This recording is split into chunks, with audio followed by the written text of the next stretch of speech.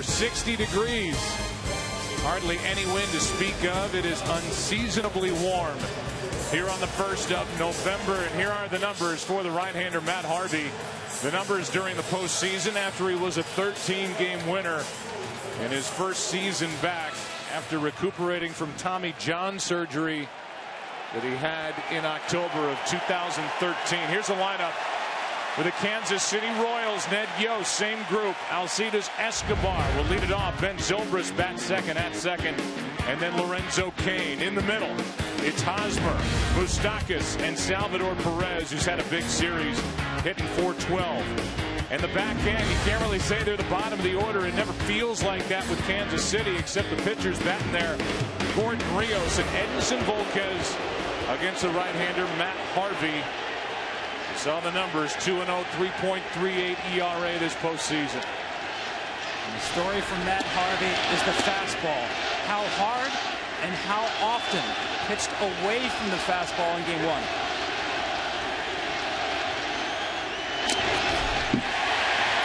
You guys know what a treat it is to have Escobar up first bat every game. He's swinging first pitch. You got to be in your seat ready to watch the game. He's going to make something happen right away. And you got to be on the mound ready to make a pitch. There's no settling in. He's ready to jump on you. Here's an 0-1. Down for ball one. He's as hard on a baseball as he is banging the dirt out of his spikes. That's a whack. Here's a 1-1. 2-1. Again, you're filling out that strike zone. Looks like it's a little tight right now. Matt Harvey didn't like that call. These are the ones you look to get. It looks down. The way the catcher presented it was nice, but you want that pitch as a pitcher. Here comes a 2-1.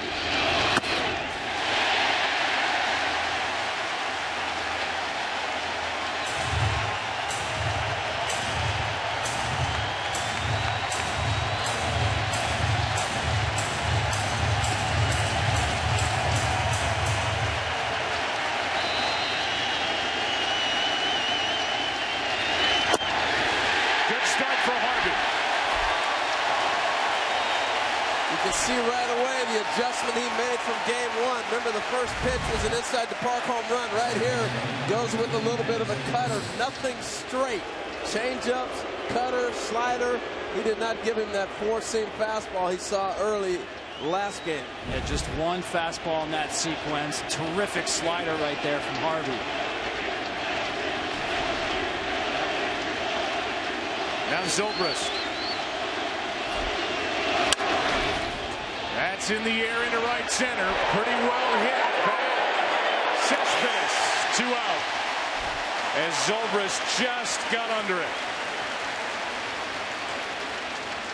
Cespedes took charge here in the first inning tonight. That was not the case in left center in the first inning in game one in Kansas City. Conforto is to his right, Granderson to his left, and on the infield it's Wright, Flores, Murphy, Duda. Darno is the catcher. Matt Harvey in the middle of all the action. 7 errors, 13 games this postseason for the Mets. Here's Cain. Strike one. Joe, the reason I brought up the fastball is because Matt Harvey threw it just 38% of the time in game one. That's a career low. Here's a little fly ball behind short. Flores can't get to it. And Lorenzo Cain is on, and that's now 20 straight, which he has reached in the postseason, on with 2 out here in the first. Just fought that off. That's the difference with Lorenzo Cain this year than last. He's added a little bit of power, home runs this season, and so his swing is a little bit stronger. As a result, he's able to fight this off. This swing last year, that's more of his home run swing. He gets jammed. He's strong enough to get it over. That ball last year, he's flipping the right field. It's a pop up to second. Still amazed that Wood can bend like that and not break. Here's Hosmer, 1 on, 2 out. And a check on Cain in case he wants to run. Lorenzo has 4 steals this postseason, 2 in this series. And Darno, his arm has failed him here late in the season, throwing out base stealers. And there he goes. Throw down by Darnell. Not close. And a stolen base for Kane there with 2 out. Now, Joe, I like the fact he ran early, and Hosmer recognizing it, checked swinging, and letting him run. This is Royal baseball at its best right here. Not swinging, got a great jump, but he ran early in the count. Now, even though Eric Hosmer finds himself 0-1, he's got 2 pitches to work with to maybe drive him in.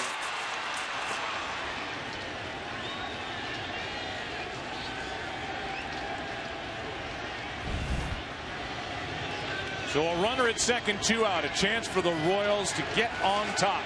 They got the right guy up there, even though set up at 0-2. Eric Hosmer, who has 28 RBIs in 30 career postseason games. That's tied for the second most all-time to Lou Gehrig.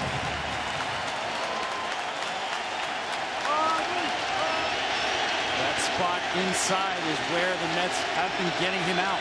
Much better hitter on the ball away.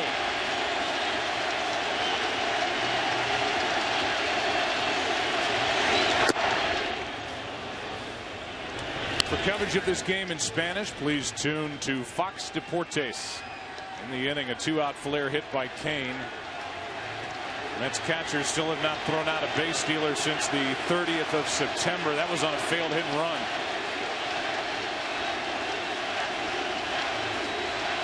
So a chance for Hosmer with 2 out. Spoiled it.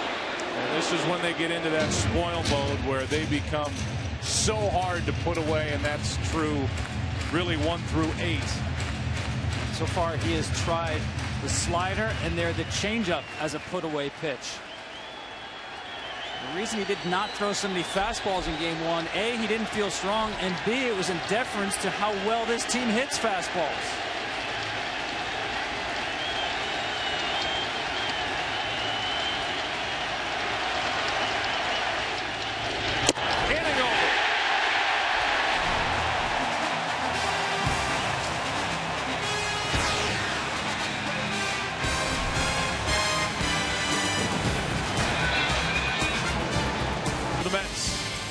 No changes for Terry Collins, who said you can talk all you want about the pitching moves.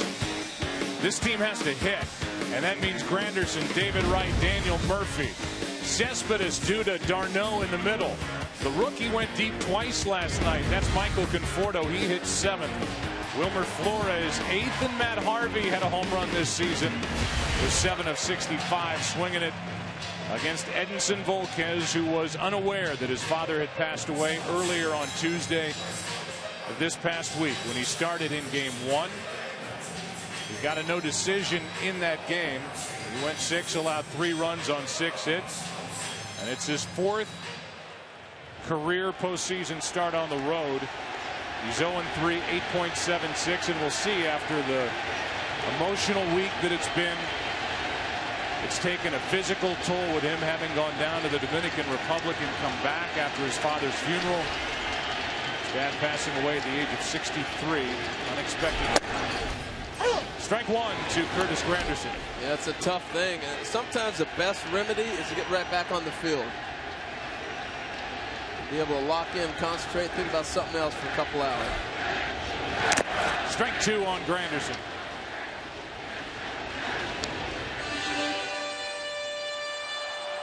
Edinson still just 32 years old, year 1 of a 2-year deal.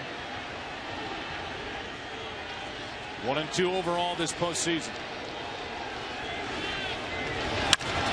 That's in the air, right center. It sounded good. 1-0 New York. Granderson goes deep.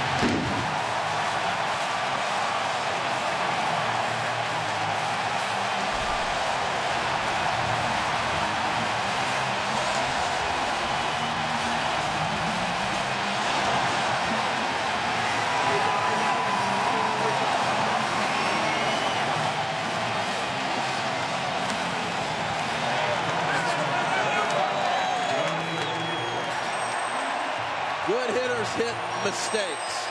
0-2, ball right down the middle, and he jumped it. Circle changeup there from Volquez. It absolutely hung middle.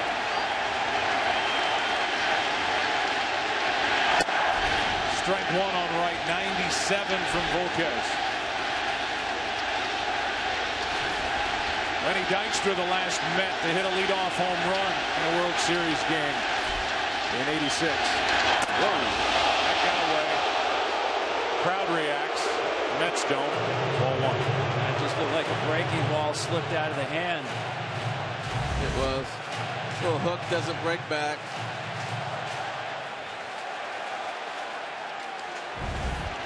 No purpose behind that. Just one that got away. Here comes a 1-1.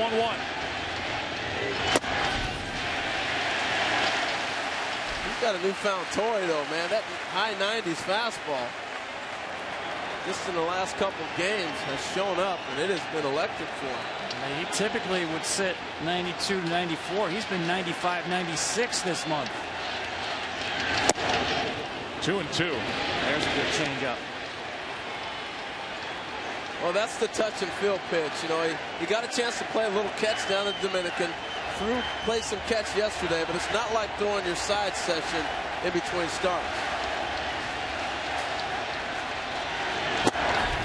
That's a strikeout for the first out. And he gets David Wright. Let's go back to the home run. Well, here's the changeup right down the middle.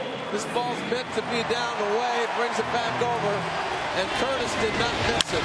Short stroke, little stride. And Joe, I love the call. Sounded good. Yes, it did. Well, the Mets get a 2-strikeout first inning from Matt Harvey and then see their leadoff man, Curtis Granderson, go deep to start the night.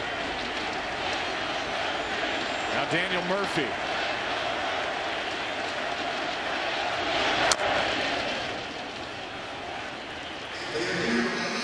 The numbers were great, obviously, the first 2 rounds of this postseason. 3 homers, 5 RBIs at .333 against the Dodgers. Even better against the Cubs at .529. No run production yet, and a killer error here last night.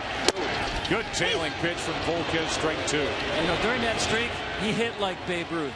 And since that streak, he's being pitched to like Babe Ruth. I don't think he's seen 2 of the same pitches back to back throughout this series. Kansas City has done a great job. Here's a 0-2. 97 shin high. And they've done that too, Joe. Move his feet. Well, I tell you what, that's one of those invisible balls. You think you're getting hit, and then you wonder, how the heck did I get out of the way of that?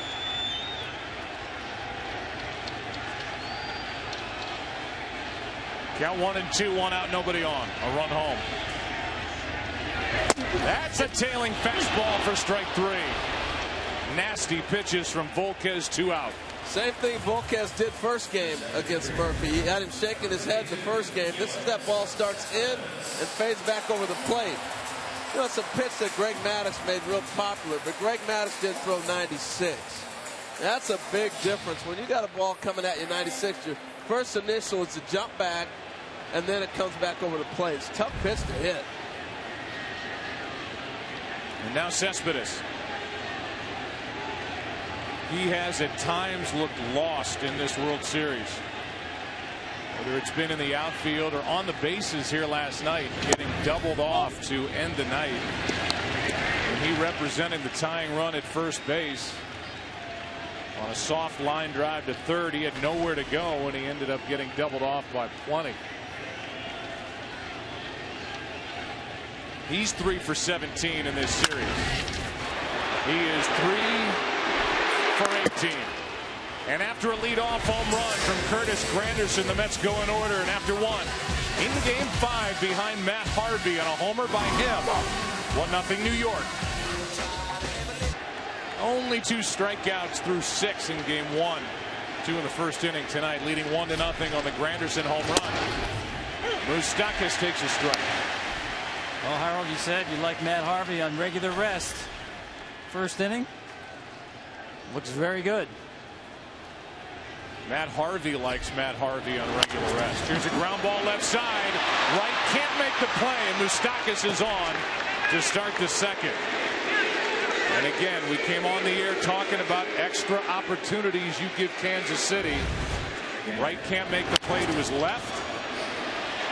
This is a tricky one for the third baseman. It's going to slice back to you, similar to what a guy does when he hits the ball left field, left-handed, and starts to cut towards the line. It's a ball David's got to have, but it ate him up. And it is an error to start this second inning. Second of the postseason for Wright.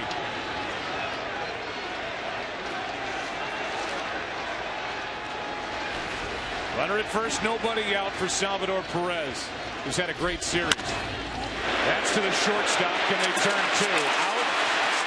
No chance as Murphy's taken out. 1 on, 1 out. That's one you try because you know who's running, who hit the ball, and Perez. Here's the slide in, not really hitting him, he just didn't have a grip.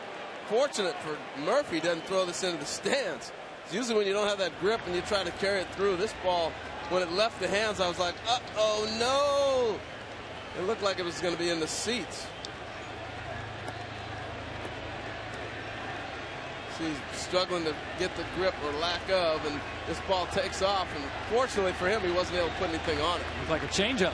Yes. Here's Gordon, gets under it and skies it into center. Cespedes. 2 out. Well, I said Harvey looked good in that first inning.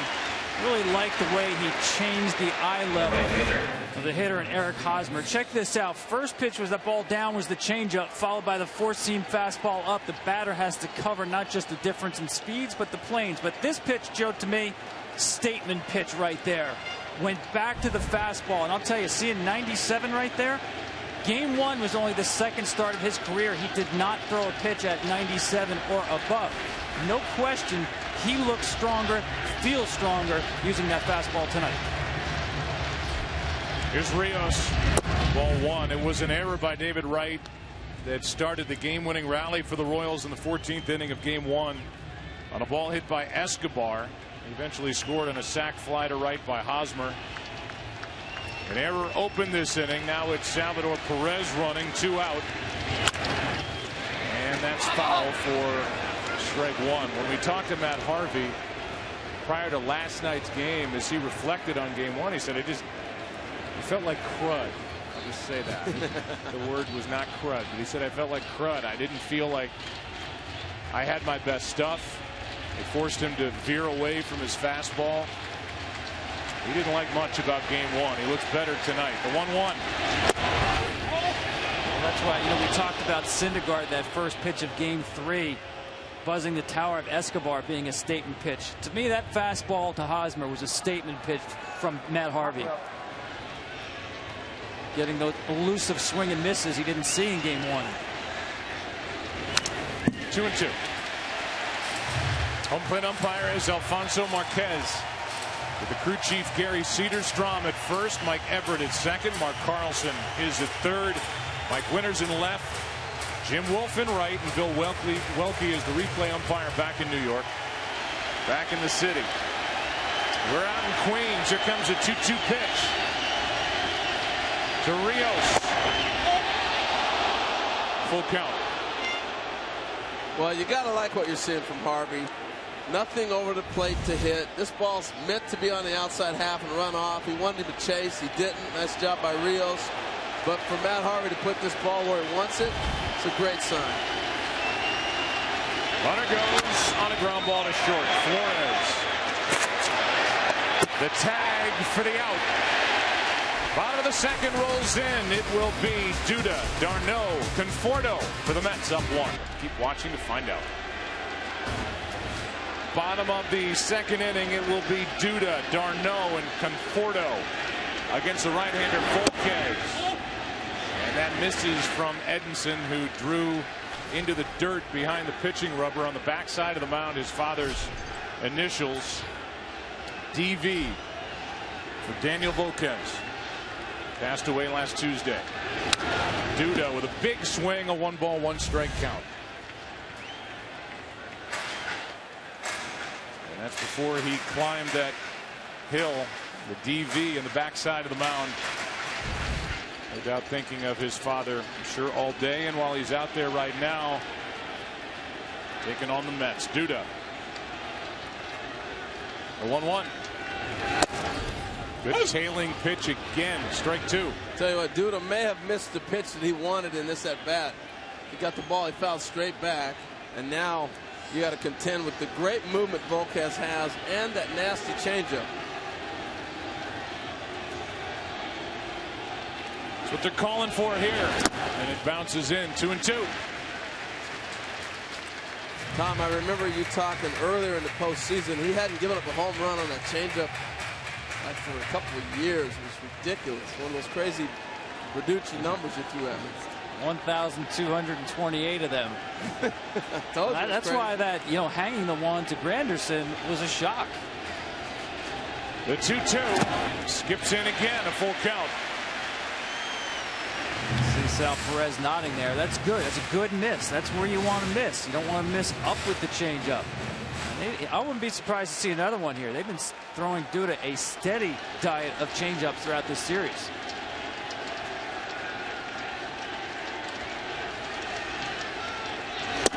That's down and in, a leadoff walk. And for more on the emotional and mental state of Edinson Volquez, we go down to Aaron Andrews. Joe, Sal Perez said because of everything Volquez has been through over the last week, now more than ever, he needs me tonight. Perez said my responsibility is to get him in a good rhythm. He needs to see me. He needs to concentrate. He needs to get the ball down. And he said, this falls on me more than ever before, and I'll get him through this. Well, that's what Salvador Perez is for Volquez tonight and anybody who is on that mound for Kansas City. He is the leader back there for the Royals and Ned Yost. d'Arnaud takes the ball low. Those are good misses, though, Tom. Similar to what you were saying on that changeup, that slider right there, it's down. So if you got a chance to get the ball down, you can turn a double play in this situation. Doubt if Duda's going to run. Probably not a hit-and-run combination. You're looking to get a ground ball. A lot of movement to that fastball from Volquez. Strike one. And earlier, Harold, you talked about him. He did play catch when he went back home for the services of his father. A lot of guys will not throw bullpens, full bullpens this time of year, deep into the season. The emotional toll. There's just no way to know how he reacts with what he's been through this week. Chopped up the middle. Zobrist will glove it, step and throw. Double play. Right, what the doctor ordered right there. That's, again, the ball down. That was the changeup. That's the difference with Volquez and a lot of other power pitchers. He can get you a ground ball when you need it. Nice communication up the middle between Zobrist and Escobar to turn that over. But the execution of the pitch is the key right there. I'm sure you appreciated that room service hop. The second baseman right to the bag. Like that. Now Conforto, who went deep twice last night. Terry Collins stuck with him in his lineup, and did it pay off? A confident hitter standing up there taking strike one. Well, he is threading the needle with that two-seamer coming back on lefty's inside corner.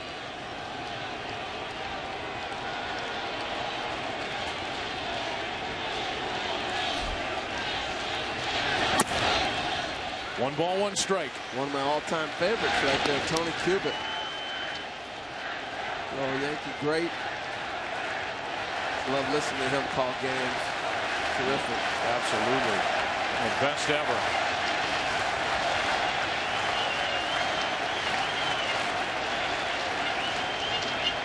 And Andrew Jones hitting a pair of home runs in game one as a 19-year-old.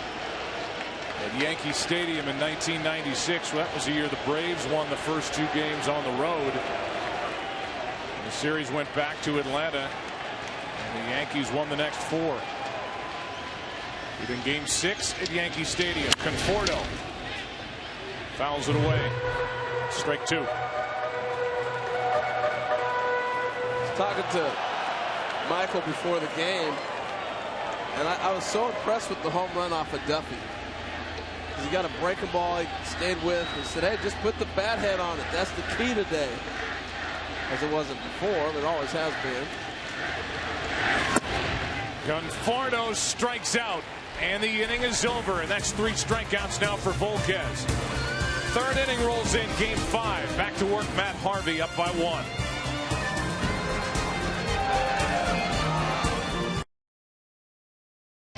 Third inning rolls in. Matt Harvey pitched around an error in the second, has Volquez to lead it off. And then back to the top, strike 1 on Edinson Volquez. To win his career, longtime National League pitcher. Has compiled those numbers, and he puts one into right.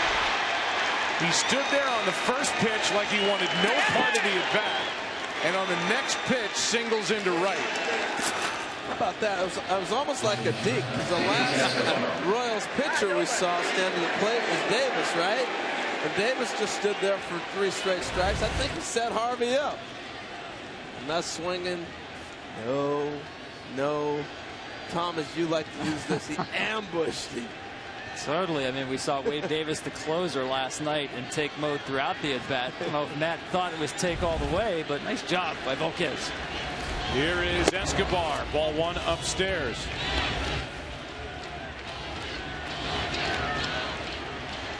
Struck out his first time up, and then Hosmer struck out to end the top of the first. Volquez is on. No jacket on a night.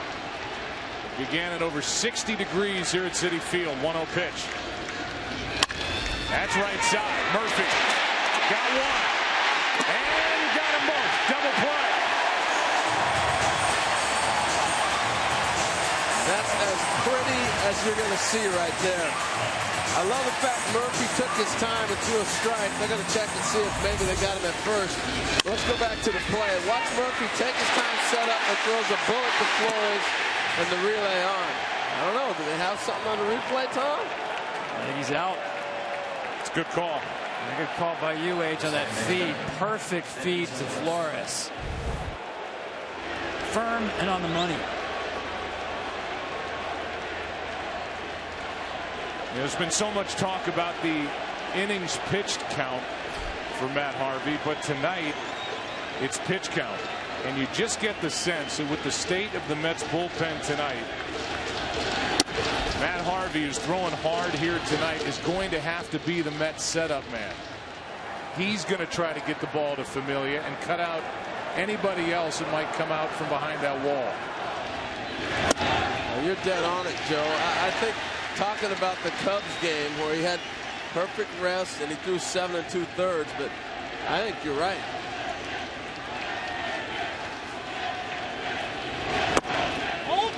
Last night, Terry Collins said something to Matt Harvey I think any Mets fan would like to tell Matt Harvey before this game. The manager told him, this is it, big boy. You want to win back New York? Tomorrow's the day. Hard hit and foul down the left field line. Well, listen, Harvey's the kind of guy who's built for that kind of pressure. He wants it. He has said all along, he is the ace of this staff. He is the staff leader. The stuff and the personality to say, climb on my back, guys. I got this one.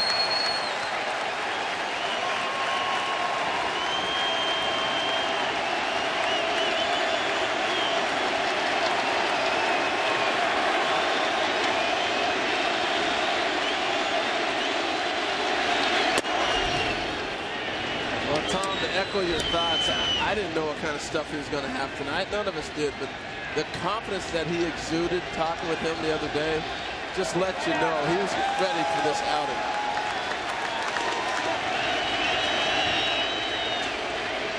And he knows this is it. This is his finish line. Even if the Mets extend this series, you will not see him pitch again.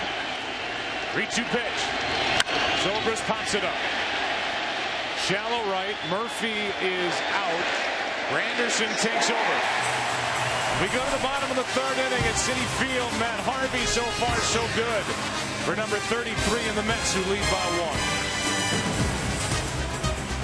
1. T-shirt weather walking around the city today. They had the New York City Marathon. Gorgeous. You ran this morning, didn't you? Right. Here's Wilmer Flores. He takes a ball from Edinson Volquez. The Mets up 1-0 behind Matt Harvey on the strength of the Curtis Granderson home run, leading off the bottom of the first.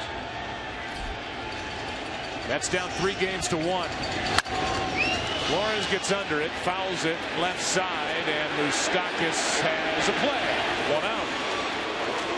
Terry Collins, manager of the Mets in his 5th season with this organization, was asked first about his starter Matt Harvey, how good he looks.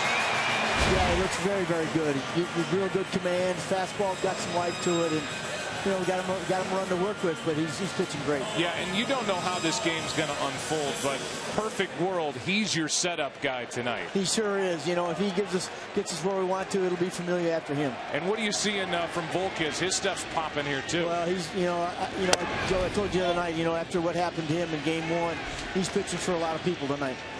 Thanks so much, Terry. Okay, good luck. You bet. Terry is a baseball lifer. Been in pro ball since the early 70s.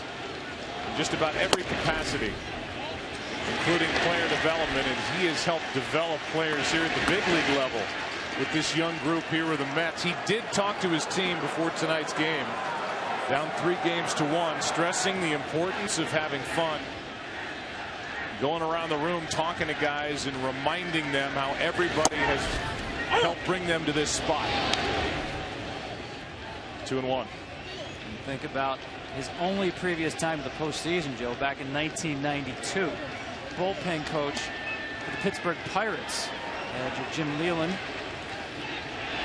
Harvey grounds one up the middle, trying to return the favor, but Escobar takes care of him. 2 down. And of course, that series ended with that Francisco Cabrera 2-run single to send the Braves to the World Series and the Pirates home. There's Jim Leyland right there. And wouldn't you know it, in the other bullpen, the bullpen coach of Atlanta Braves, Ned Yost, who, when walking off the field, saw that man, Jim Leyland, crying. And Ned Yost said, well, I guess there is another side to it. Winning and losing in the blink of one swing. Ned felt that last year. He was on the losing side. Here's Granderson. When you think about Ned Yost, he's in his 12th year as a Major League Baseball manager. He spent 12 years as a coach with the great Hall of Fame manager Bobby Cox. That is in for a strike from Volquez. So he studied at the foot of one of the masters in Bobby Cox. But Yost, he deserved credit for where these Royals are right now and the way they play baseball, as this one is foul. And you wonder if he gives himself the credit that he's guided this Kansas City team to back-to-back pennants. He's got them 1 win away from their first championship in 30 years. All that time spent, former first-round pick of the New York Mets, 7th overall back in 1974. So he's been at this a long time as well, and he's got his team 1 win away.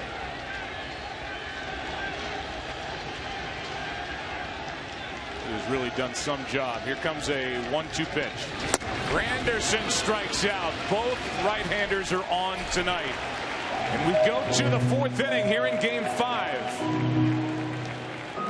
Matt Harvey will head back to work on a beautiful night to stay alive in New York City tonight.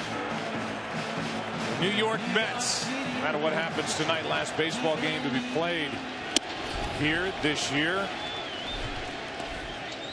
The Yankees made it to the postseason.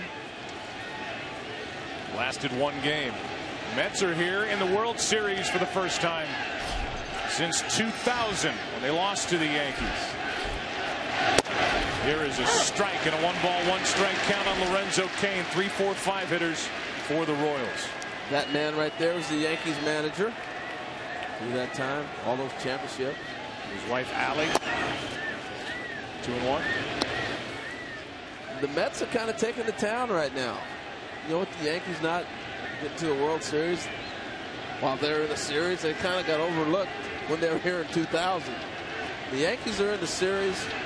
It's tough to overcome the Yankees in the series, taking the town over. They take over the town.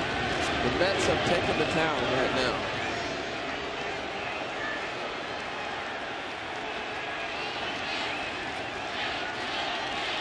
Here comes a 2-1 from Harvey to Kane. Outside, 3-1. I think, Carroll, part of taking the town over when you have so many homegrown players. We're waiting on these players here. I think, you got 5 or 6 on the field right now, drafted and developed by the New York Mets. Fans love to fall in with homegrown. Full count.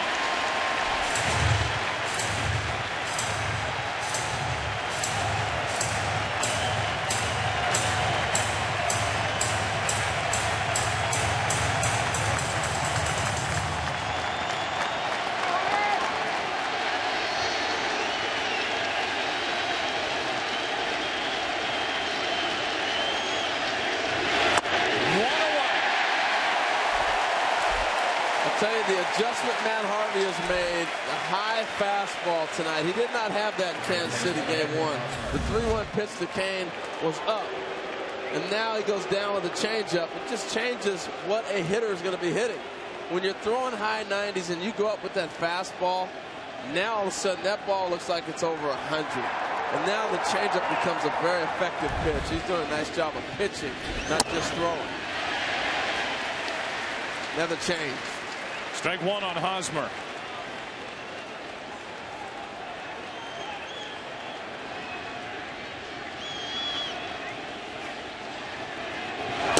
Strike 2 on Hosmer.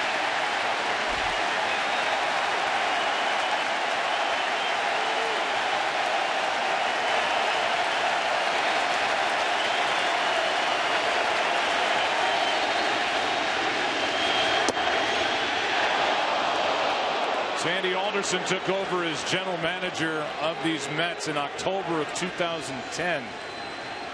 GM before Sandy, Omar Minaya, who's at the ballpark tonight. Here's a 1-2. Just got a piece. Omar was the GM from 2004 through part of 2010. There he is. And Ken Rosenthal, his fingerprints are all over this young Mets club. They certainly are, Joe. 10 of the players on the Mets 25-man World Series roster were either drafted or signed under Minaya. That group includes Harvey, DeGrom, Steven Matz. And also, Minaya was the one who signed R.A. Dickey, whom the team later traded for Noah Syndergaard and Travis d'Arnaud. That said, Minaya is careful to point out that it's the current regime, led by Sandy Alderson, that showed great patience in the recoveries from Tommy John by Harvey, Matz, and DeGrom. And now 2 out as Harvey, who did go through Tommy John, has struck out 4 on the night. This is when you walk back to the dugout and you say, fasten your seatbelt, boys. He's on tonight. This is the all-star you've heard about. This is the real Matt Harvey. Yeah, the curveball right there. But once again, I think everything has been set up by the fastball, the life and command. Game 1, he ran away from the fastball. Tonight, game 5, working off the fastball.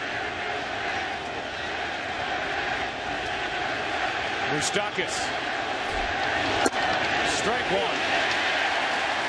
He's getting strike 1 with everything he's throwing, whether it's a curveball, changeup, fastball. Here comes a curveball. There's strike 2, and he can strike out the side.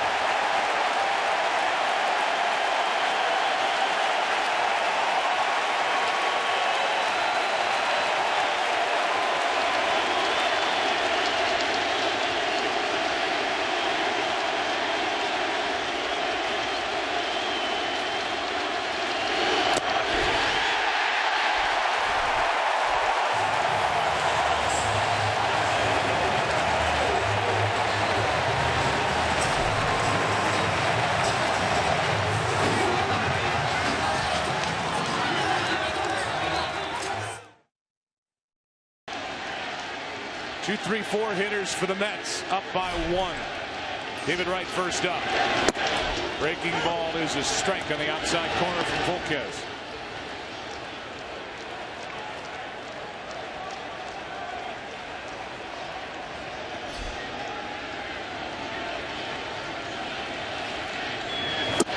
Strike 2.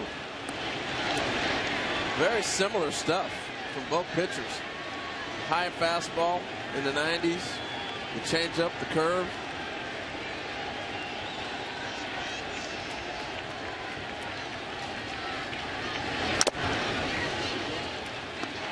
Well, you want to know when you have a real good fastball? That last pitch from Matt Harvey. Watch the glove of d'Arnaud and how much it has to move. Doesn't matter. Mislocation when you've got that much hair on the fastball at 98. That's something to celebrate. Here comes an 0-2 again to Wright. Ball one, good pitch from Volquez. Wright wouldn't chase it. Wright struck out his first time. Volquez has struck out 4. The only hit, a leadoff home run on an 0-2 pitch to Curtis Granderson.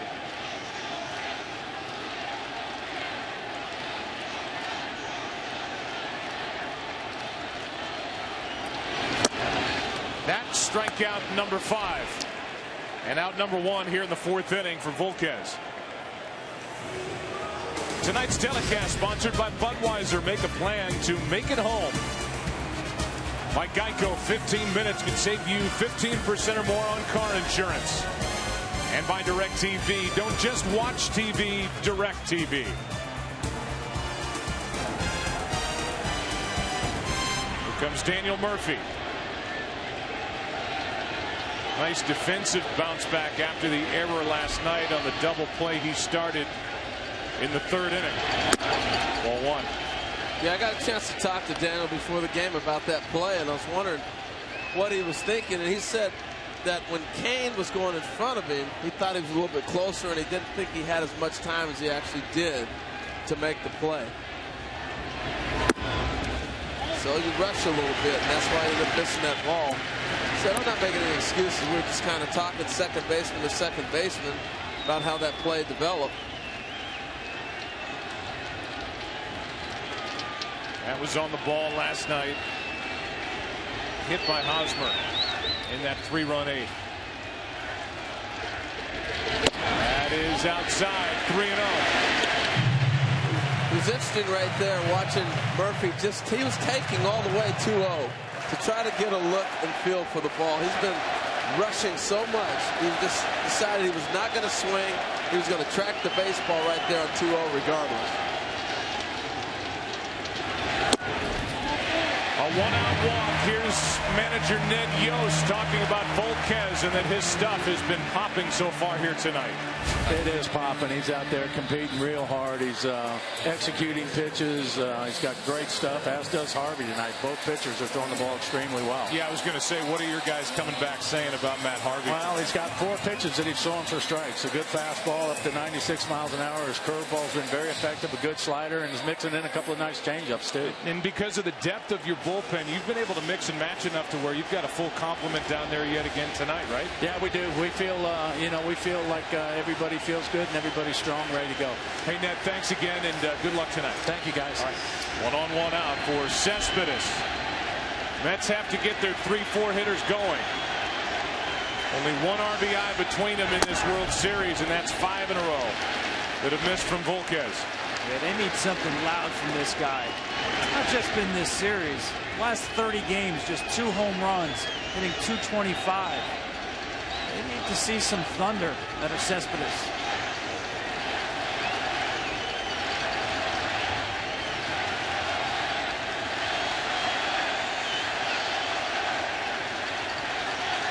Yoenis. Hard hit. Moustakas to second, out to first. Got them both. And the struggles for Cespedes continue, and we go into the 5th inning of Game 5.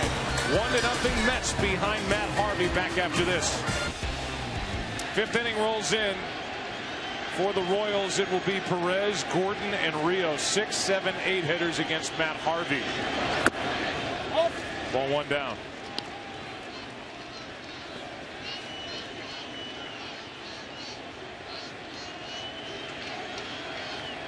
Perez bounced into a force out his first time. And here he hooks one down into the corner. It is foul. Strike 1. So far for Matt Harvey, it's been stuff and smarts. Went through the lineup one time around without showing a single curveball. That last inning, flipped in some curveballs against Moustakas and Hosmer. 4 options now. Going through all of them right here. Well, you can see he's at 50 pitches. Just starting the 5th. If he can average 10, 12 an inning, 15, it's going to get him deep in the ball game. That's now 11 swings and misses by the Royals in this game. He had 8 by Kansas City in game 1. In 80 pitches.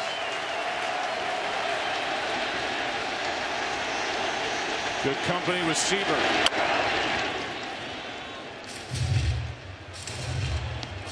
Tell you the difference with the Royals and most teams. You got your catcher, Eduardo Perez, putting the ball in play with 2 strikes. Most teams in the big leagues, your catcher's spinning and swinging and trying to go deep, and he's putting the ball in play. He's tough to strike out.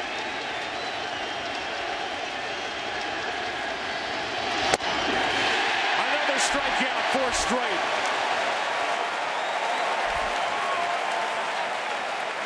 And let me take you back to Lorenzo Cain at bat. And here's the difference. Tom, you talked about that fastball. I totally agree with you. But what he's doing is he's elevating it. When you get that fastball up in your eyes, you think, hey, it's an easy pitch to hit, right? So now that's Lorenzo Cain, 3-1. No, you're not catching up to that. And then it comes back with the changeup. The mixing and matching has been phenomenal.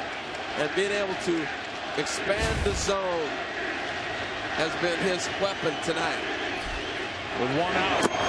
Ball 1 in the dirt to Alex Gordon, who flied to center his first time. When you get that fastball in your eyes, you think you're going to catch up to it. It's the most difficult pitch to hit. 95 right through his bat. 1 ball, 1 strike. The first thing as a hitter you tell yourself when a guy throws hard, make him get it down.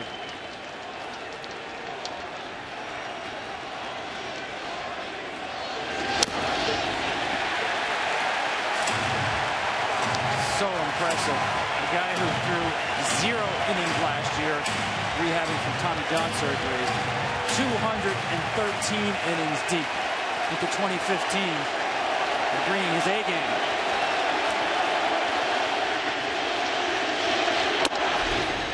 If Matt Harvey were to strike out Alex Gordon here, he would tie Tom Seaver in World Series play, striking out his 5th straight, which Seaver did in game 3 in 1973, and that just missed. Full count. Where it missed. Tom Seaver was even calling that one a strike sitting at home in California. That's in Mets history, and this one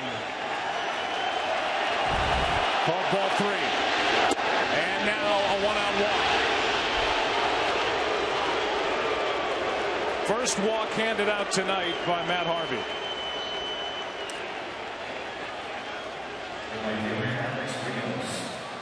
Came close on that 2-2 pitch. Here it is. Just on the edge, didn't get the call. The last one, the 3-2 slider, looks up. Good take both times by Alex Gordon. Tying run at first, 1 out. The number 8 man, Alex Rios.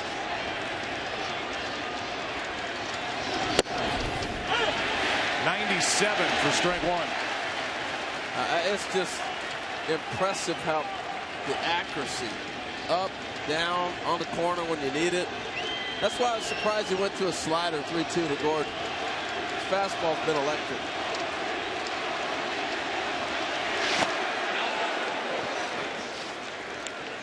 Gordon, in case you're wondering, stole 2 bases during the regular season, does not have any in the postseason. The Royals press it. And have not hesitated to run when they can against d'Arnaud.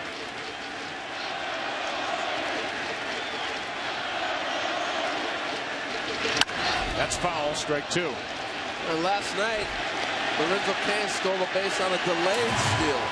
So they keep your eyes constantly focusing on that base runner. When you delay a steal, you're looking at the middle infielders. Are they drifting in between the throw back to the catcher? That's who you're basically trying to take that bag on.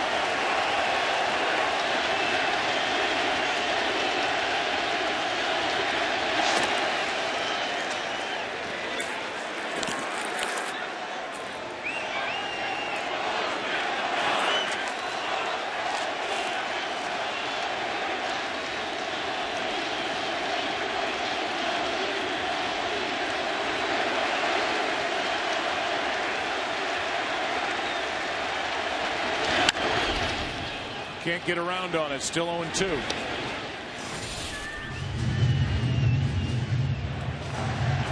Like when Matt Harvey needs a little extra here tonight, he's able to reach back and get it.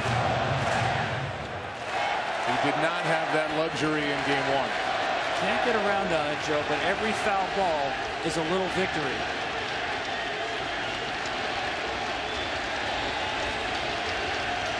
A breaking ball on 0-2. Ball 1. By that, I mean, just keep working the pitch count if you Kansas City. It's traditionally not their game. I thought you said it best with Matt Harvey. The Mets need him to take the ball deep into the game.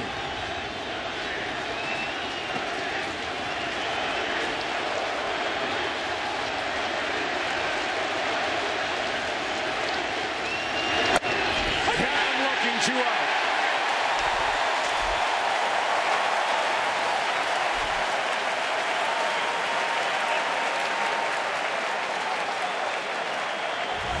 Great presentation here by Travis d'Arnaud on the strike. Watch the glove. Pulls it up. Gives Alfonso Marquez a great look at it. In the strike zone, sure, but make sure you get the call. Well, he's just gotten better and better behind the plate. Young catcher with a young staff. Now it's Volquez, the pitcher. And if he didn't have Matt Harvey's attention in the first at bat, he does now after singling to right back in the 3rd. Getting the first hit by a Royals pitcher in a World Series game ever. All time.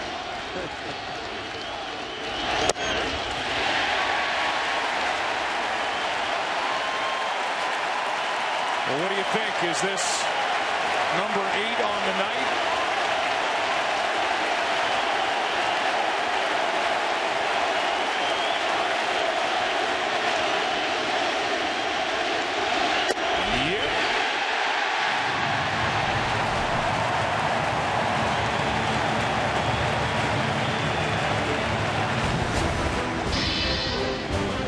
Climb aboard, says Matt Harvey. They call leading it off for the Mets. Bottom of the 5th. Volquez has struck out 5. Harvey 8. Ball 1 high to Duda, who walked his first time. I think Volquez got to be a little careful here. Duda last at bat got a fastball. He fouled straight back. He was on it before the walk. I think he's seeing it pretty good right now. 19 of the 28 home runs that Duda hit this year came here at home. As Volquez misses outside 2-0. However, Lucas Duda has not homered or driven in a run here at Citi Field since the 18th of September. As they have the shift on the infield. Zobrist in shallow right, 2-0. 3-0. You know, he went through a stretch this summer. Volquez didn't like that pitch. He saw the wow. But he went through a stretch this summer where they felt like you're swinging the bat good, be patient, stay looking for your pitch, and he came out of it. Is he swinging 3-0? He is. Yeah, I love that. Turned loose. He got the pitch he was looking for. I think he's getting closer to breaking out because the quality of his at-bats, even without the damage, has been excellent. He has not been going outside of the strike zone.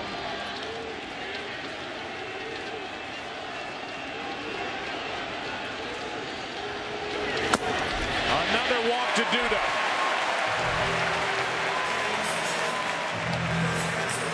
Third of the night for Volquez. And that's part of the game with Edinson Volquez. You have to live with the walks. Leadoff man is on. Yeah, and the other part of it we've seen twice tonight, that's the double play ground balls. He had 20 ground ball double plays this year. 6th most in the American League. And he's got 3, 4 more now in the postseason. So he's pitching according to situations as well. Again, he knows Duda's not going to run. He's going to try to work d'Arnaud into another ground ball. Got him on a double play on a ball that d'Arnaud hit up the middle to Zobrist his first time.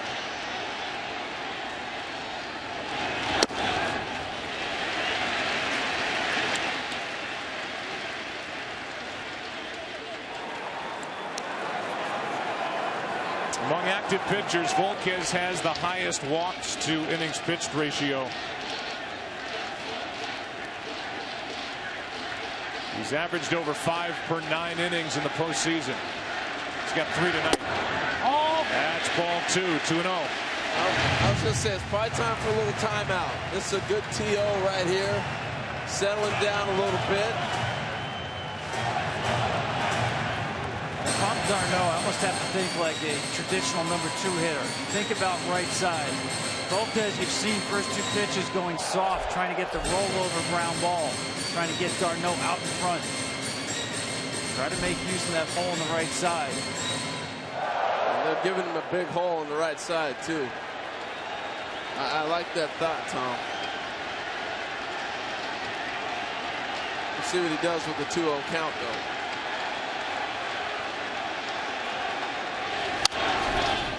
d'Arnaud looked like he was trying to shoot it to right. 2 balls and a strike. Yeah, absolutely. Good approach right there.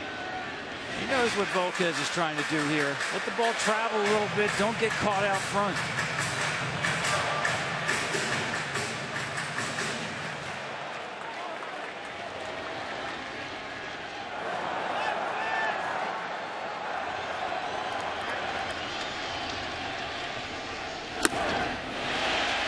Three balls and a strike.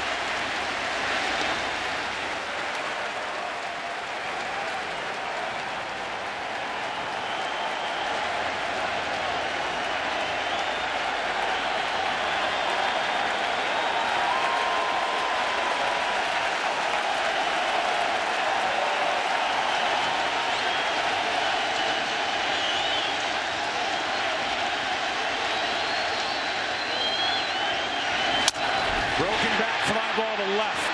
Easy for Gordon. 1-on-1 out. And the batter will be Conforto. Official caps, hoodies, jerseys, jackets, and more. Get all your Mets and Royals World Series gear and celebrate with your favorite team at the MLB.com shop. This World Series jackets look sharp, man. You getting a cut? Trying. I wish. Hint, hint. Got a jacket coming, though. Well, that was Volquez coming back from a 3-1 count to get d'Arnaud. Broke his bat after the leadoff walk, and here's the kid, Conforto, 22 years old. I find it really interesting how they're setting the defense on him. Because you got the shortstop playing right in the middle. And he's so deep, I don't know how they're planning on turning 2. They're almost saying we're going to make sure we get 1. Try to see what happens. Unless the ball's hit awful sharp, it's going to be hard to turn one over. And if it's hit sharp to the third baseman, forget about it. You're not turning that. Ball 1 to Conforto. Called up from Double-A on the 24th of July. Started out hot. He had the 2 homers here last night in Game 4.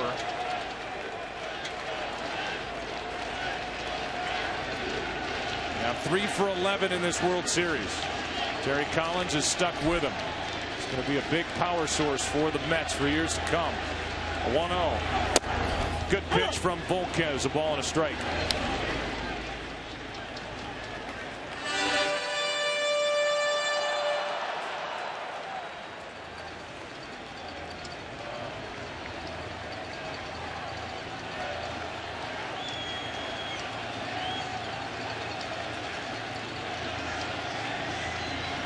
Rookie at the plate, 32-year-old on the mound. 1-1 pitch. Same spot, strike 2. Yeah, Joe, what I find interesting too about Volquez is all he's got to do is manage the game. He's got a full bullpen. You heard Terry Collins talk about Harvey. We want to get him to Familia. You're talking about 3 more innings for Harvey to get there. Volquez, he just has to manage the game and keep it close. Royals have proven they know how to win the close games. And they know how to come back. Here's a 1-2. 2-2. Looks to me like Volquez is having some landscaping issues with the mound, and that Harvey and Volquez seem to have a similar landing spot. Maybe not exactly the same. He does have the recoil action after he lets go. You see the really long stride. He's been hopping around a few times out there.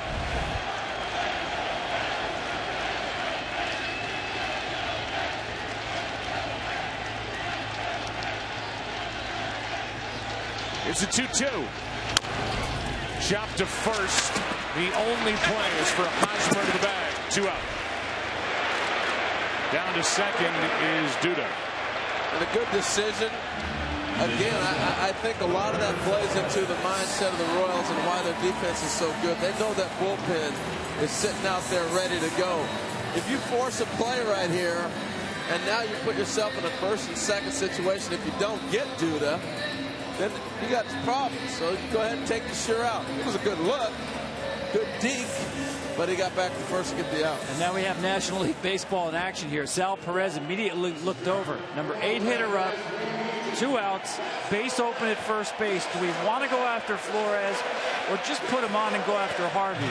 I think he'd go after Flores. I like the matchup. I want Harvey leading off next inning if I'm Kansas City. The best football game in America this Thursday is on FS1 as the second-ranked Baylor Bears take their high-powered offense to Manhattan, Kansas to take on K-State. The only place to see it Thursday on FS1 at 7 Eastern. And here's your answer. As Salvador Perez will call for the intentional pass. This is what I would have done. When I say go after, though, I'm trusting a veteran pitcher to see if I can get him to chase. And they're not even tempted to try to get Flores to chase. No, I think it's a real simple. For me, I don't know what Harvey's going to do the next time we face him. Will he even get a chance to hit? I'm going and getting him right now and get out of the inning. Well, Harvey during the regular season had 7 hits. He grounded out to short his first time up tonight. He did have a home run and 7 RBIs, so he is not without a chance as he will dig in 2 on 2 out. It's interesting that the pitching coach, Dave Island, went out there to at least give it discussion and maybe ask the veteran Volquez, what would you like to do? I like it when you tell the pitcher, here's what we're doing. Don't leave it up to chance. Here's what we're doing. This is the decision. It's out of your hands. Go get it. Runners at first and second, 2 out. Harvey trying to add to the lead. Ball 1.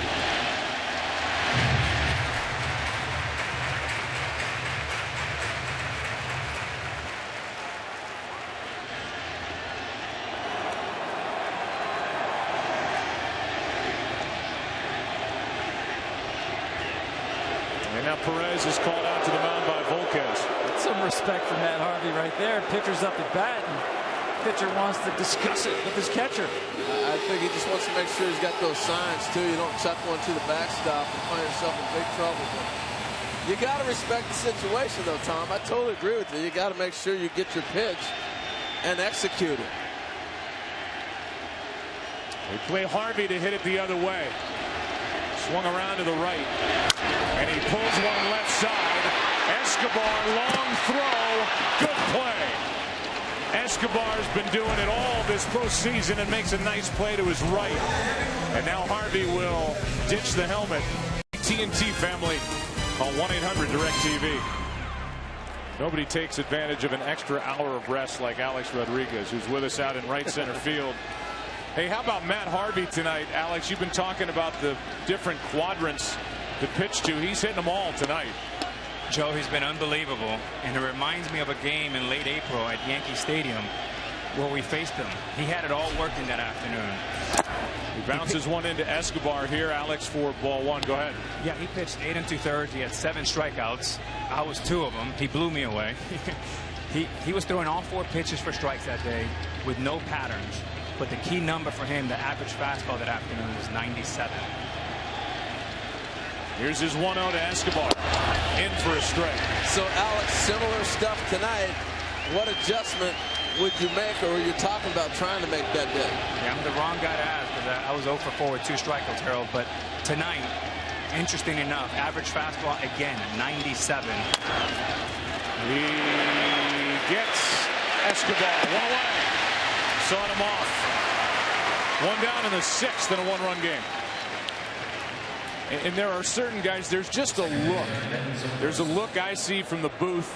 There's got to be a look you guys see from the dugout when you know the guy on the other side out on the mound is in control, and Matt Harvey has that look tonight. Yeah, the combination of all 4 pitches, 4 strikes with no patterns, and elevating the fastball up at around 97 for an average is very difficult to hit. And the difference between a guy that can master 2 pitches versus 3 or 4 pitches like Matt's doing tonight, it's night and day. Very hard to predict and almost impossible to hit. Zobrist with 1 out, nobody on. Strike 2. So on the other side, Alex, let me ask you this. Talked about Volquez. All he's got to do is manage the game, give them an opportunity.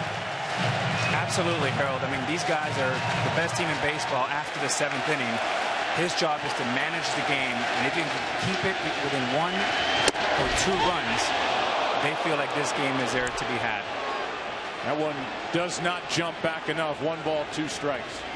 To your point about the pitch selection of Matt Harvey, Alex, 4 strikeouts on fastballs, 2 on sliders, 1 on curve, 1 on changeup. Here's one into left. Long run by Conforto, and it's out of play.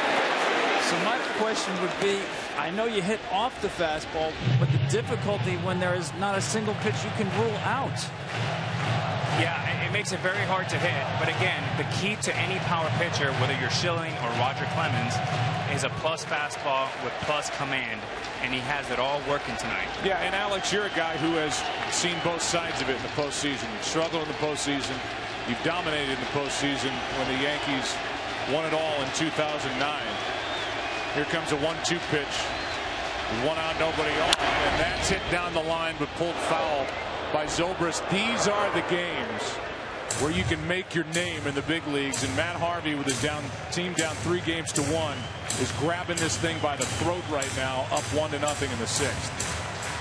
No question. I mean, he has the whole fan base, the franchise, all his teammates. They're hanging by a thread, and he's doing everything in his power to extend this to Kansas City. Here comes his 1-2 pitch to Zobrist.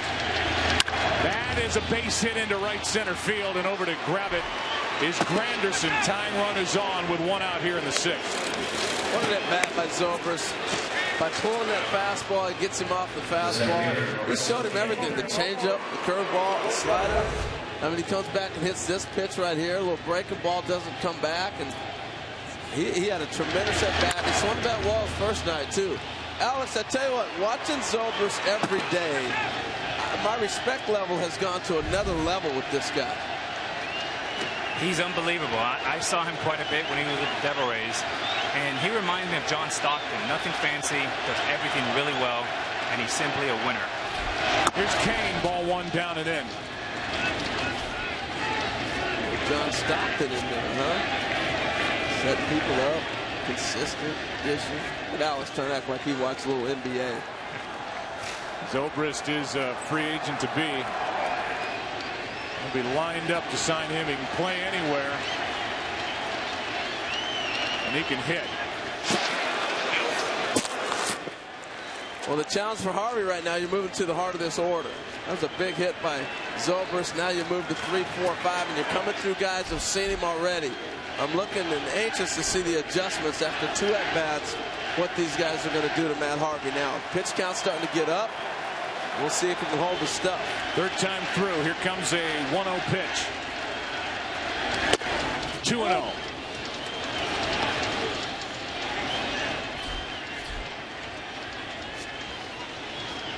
You know, Joe, Dayton Moore deserves a lot of credit.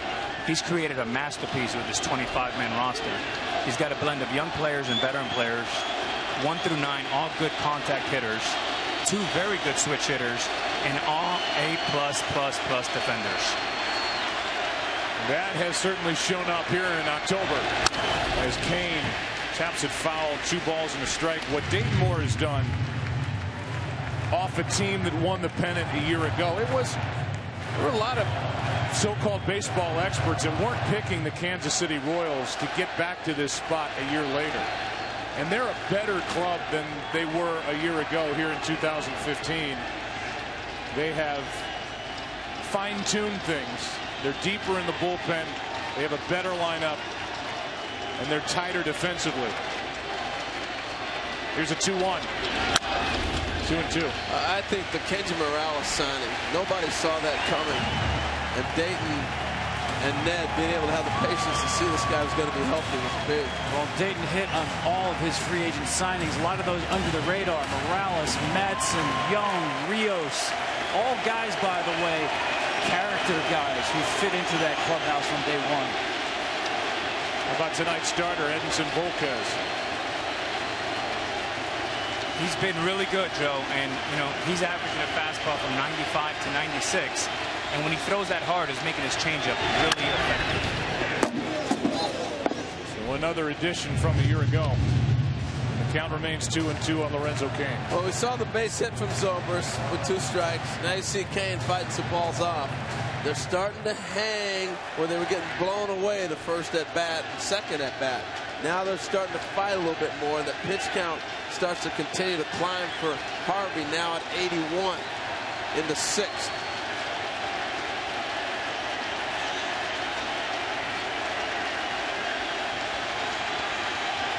The 2-2. 2-out.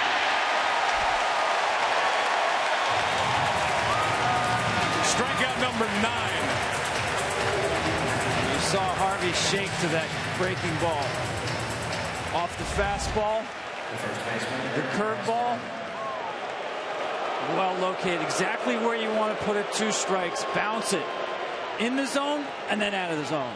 And I love the choice too, because everything was hard up to that point.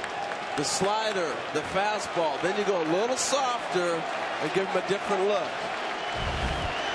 Here's Hosmer now, been so good with men on base. Big swing, strike 1. Eric started this night 11 for 32 this postseason with 16 RBIs with men on. 1 for 28 with the bases empty. He is 0 for 2 tonight with a pair of strikeouts. Tying run at first, 2 out. Top of the 6th.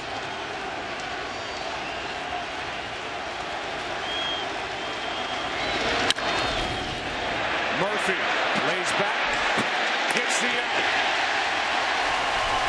Bottom of the 6th inning as Harvey is through the top of the order. Top of the order coming up for the Mets, leading by 1. Bottom of the 6th inning, 1-0, and the man who is responsible for the only run of the night, an 0-2 changeup that Granderson hit out back in the 1st inning. It's the only Mets hit. 2-0.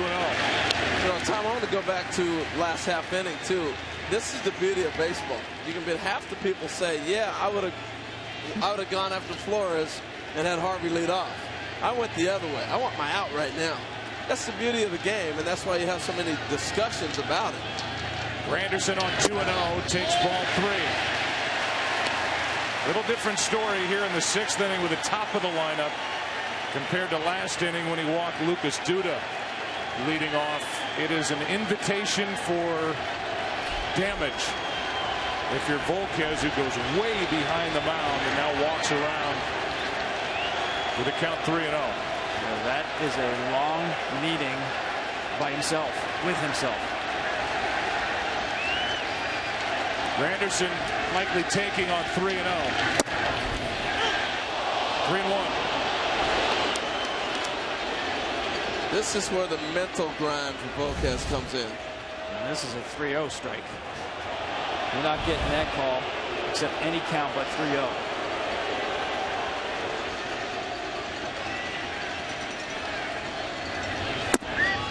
Granderson went around, full count.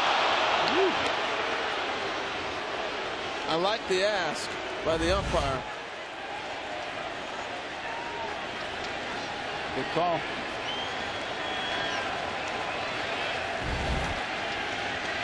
Volquez trying to come back from a 3-0 count.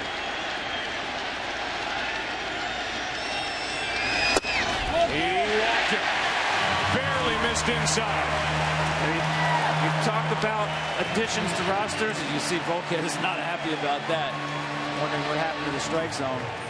Sometimes the additions that a club makes, not on the roster, the coaching staff. Watch Granderson just take this pitch. Did it get the plate?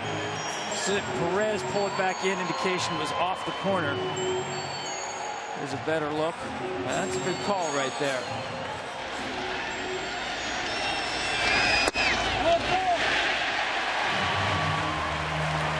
He's walked 4 of the last 8 hitters now.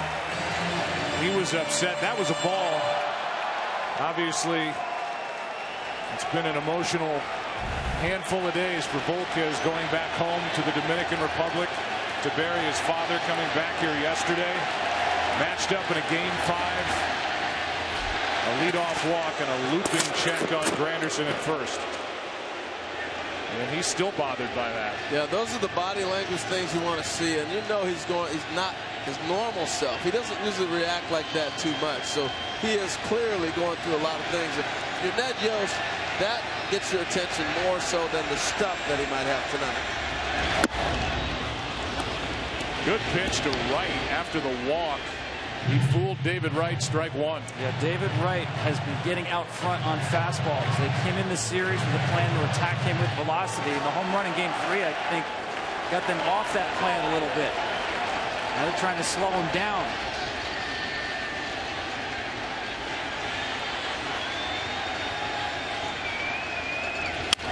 Left side base hit.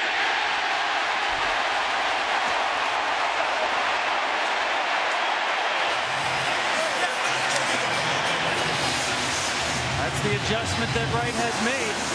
The guy traditionally has been a good opposite field hitter, getting himself ready earlier. This is what we're talking about. Game 1 against Volquez. This is going to be the same pitch, basically. Game 3 you see against Ventura. 96, middle up. On your left, Game 1, late. On your right, on time. He's getting himself started earlier to get the fastball out in front. And he does it once against here. All-Star days, David Wright loved to take that ball right center, let the ball get deep. He made the adjustment before Game 3 to get it out front. Salvador Perez, the catcher for the Royals, just called for that meeting. He was looking into the dugout at Dave Island like, you need to come out here and get Volquez checked back into this game, because right now Volquez is emotional. As the bullpen gets busy for the Royals, it's Herrera. Ireland's been the guy that got him in check in the Toronto series and kind of got him back into a ball game as well, a situation similar to this. 2 on, nobody out. It's Daniel Murphy. And wouldn't he love to deliver for the Mets after a rough Game 4? There's Herrera getting loose. I'm really surprised they overplay Murphy as much as they do. He's a guy that shoots that ball to left field an awful lot. That tells me you got to think about busting him in if that's the case.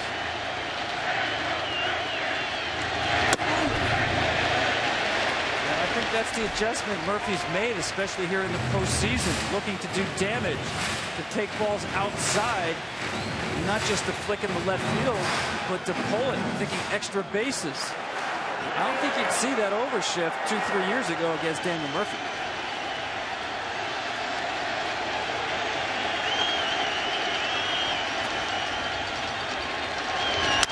Right side, off the glove of Hosmer to load him up.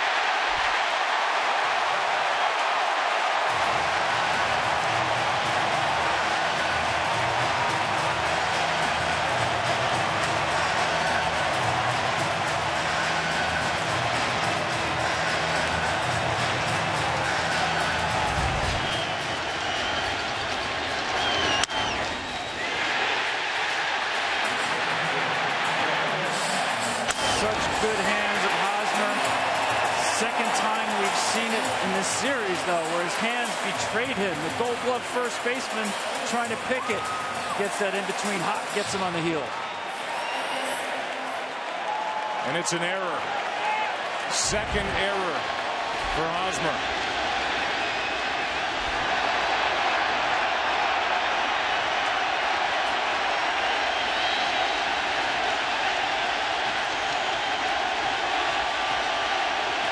Cespedes now with the bases loaded, nobody out.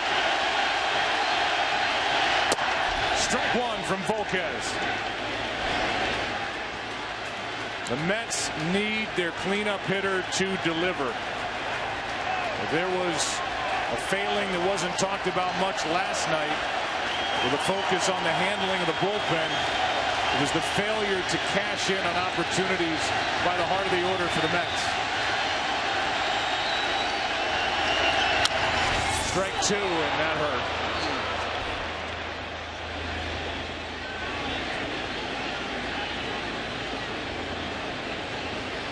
That is a full swing.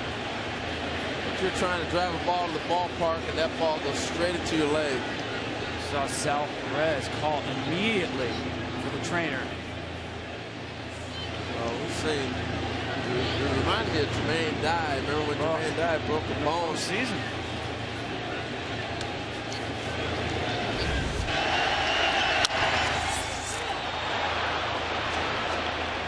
Hit it.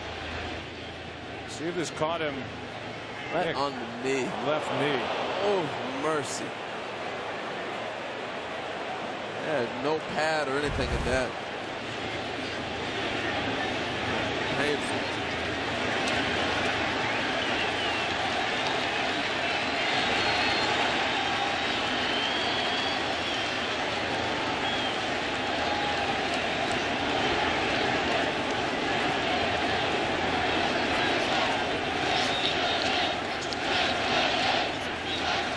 It's a 1-0 game here in the bottom of the 6th inning. In this inning, we've seen a walk, a hit, and an error.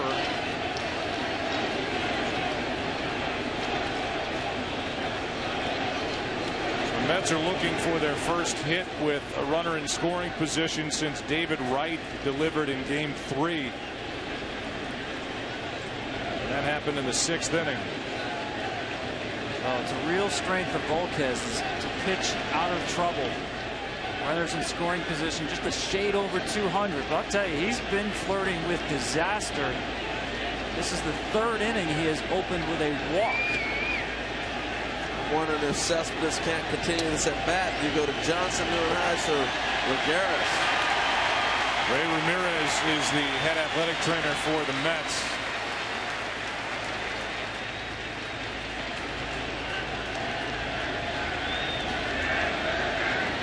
So many things to think about right now. I mean, it's really an awkward situation for the Mets. You want to keep Cespedes in the game, but here you are with the bases loaded and nobody out. You need to deliver runs here, and he's having a tough time just standing up. If he hits a ball on the ground, you just gave up a double play. I mean, he's not going to be able to run. Now, this is a full uppercut swing. Catches that ball. That might end up 10 rows back. Directly off the knee. How far the ball traveled all the way out to Moustakas. And Cespedes is going to continue after that foul ball off his left knee.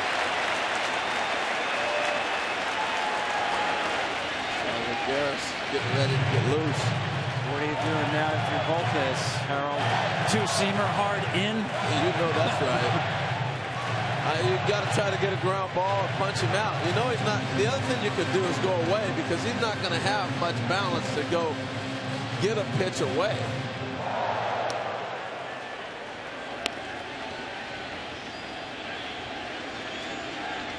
StatCast is powered by Amazon Web Services. As you look at the runners on, Granderson Wright and Daniel Murphy, they allow Volquez a chance after that layoff to get loose again. Also gives a little more time for the feeling to get back into that left leg, left knee of Yoenis Cespedes, who's set up here at 0-2. And Volquez is looking for his 6th strikeout or his 3rd double play.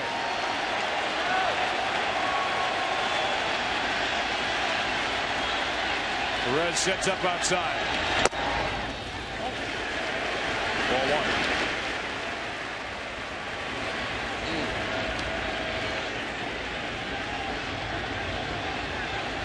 He's even thinking about getting in the box. He's like, man, oh no.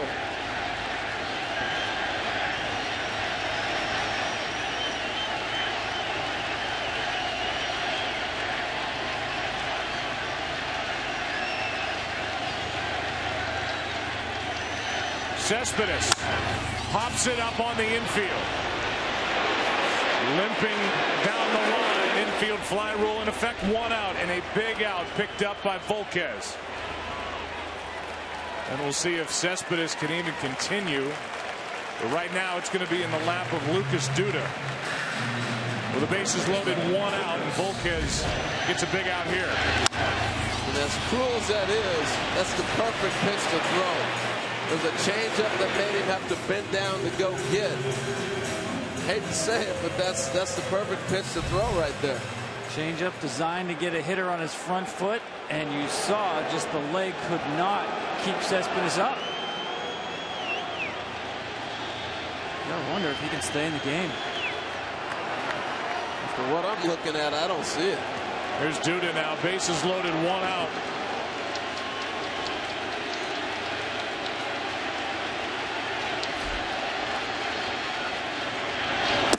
Strike 1 from Volquez. This would be some job if he could get out of it. Duda has 2 plate appearances. He's walked both times tonight.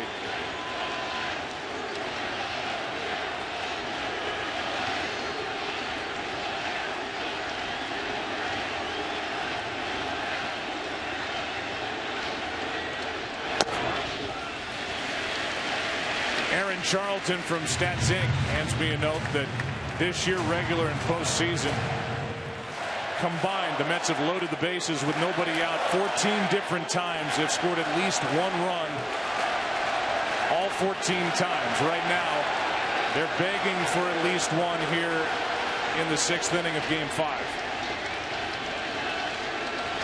A 1-1. In the air to center. Back is Kane. Tagging is Granderson. And the lead is doubled. It's 2-0.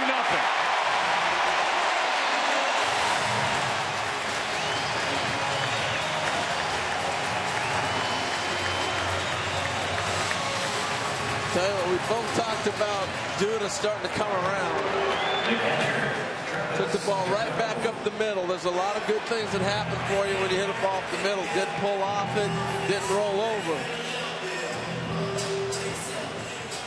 Say this, though, for Volquez. If he can get out of this with only the 1-run scoring, from what we've seen from the Kansas City Royals, with their bullpen rested, ready to go, with their ability to come back, you may give up 1 run, and the lead may be 2, but it would be a small win. First and third, 2 out, Darno. It's a big run sitting over there for the Mets. Ball 1 to the New York catcher. Got to keep the foot on the accelerator, no question. 6 times the Royals have been down by 2 runs or more this postseason and won the game. No other team has done that.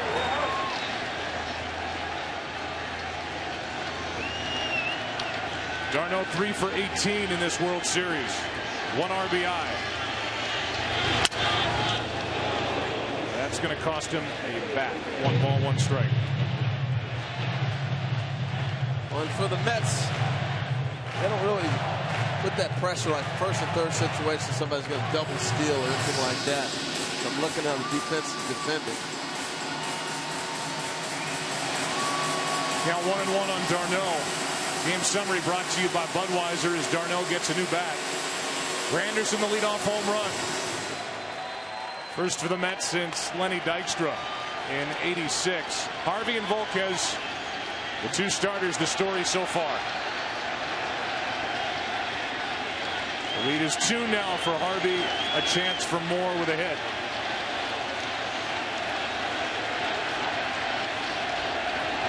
Runner at first goes. Ground ball left side. Moustakas. Good job by Volquez to get out of it, giving up only 1 run. Bases loaded, nobody out. The Mets now lead 2-0 behind Matt Harvey. Back after this. 3 hits, he has struck out 9.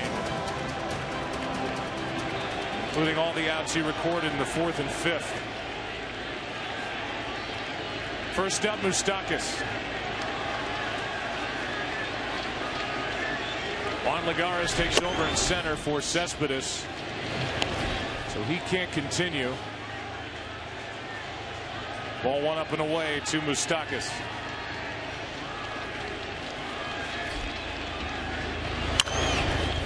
Joe, for me, the game just now starts with a 2-0 lead for Harvey.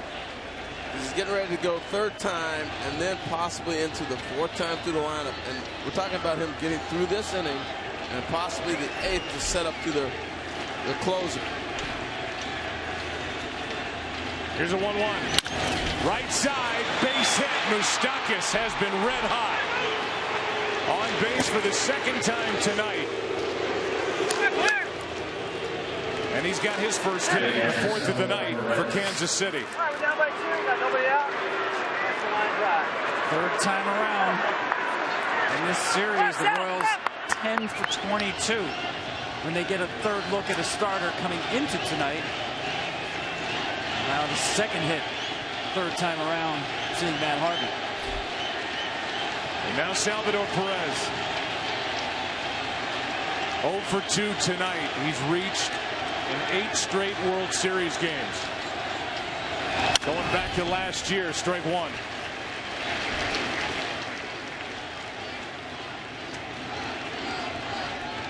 Harvey sat over there a long time, too. It's a long half inning. 22, 23 minutes between pitches.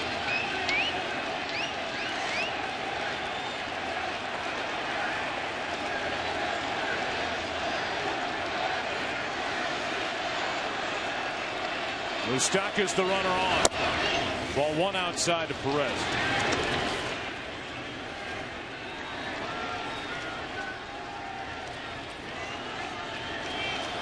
That was not, sorry, Joe, that was not his best changeup. That's probably the worst changeup he's thrown tonight, and much slower than we've seen so far tonight.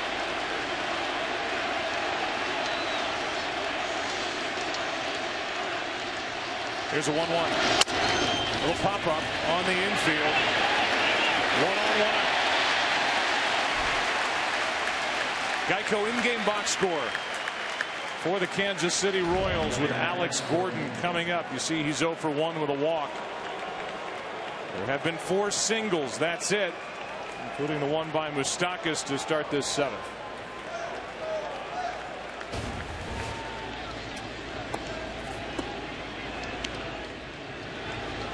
Gordon the hero in game 1.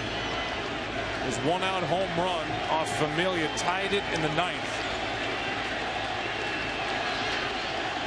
Made it 4-4. The Royals won it 5-4 and 14.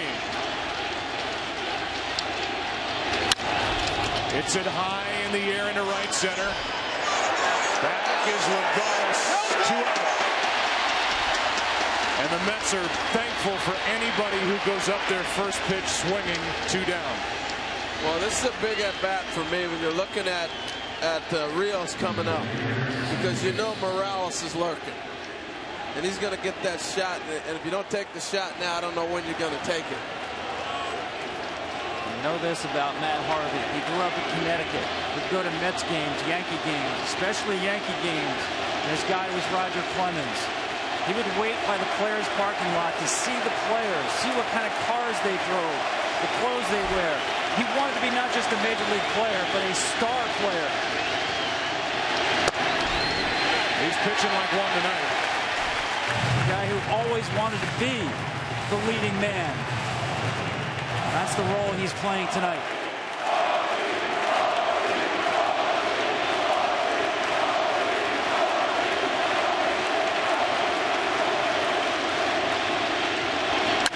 Left side, right. Harvey through second.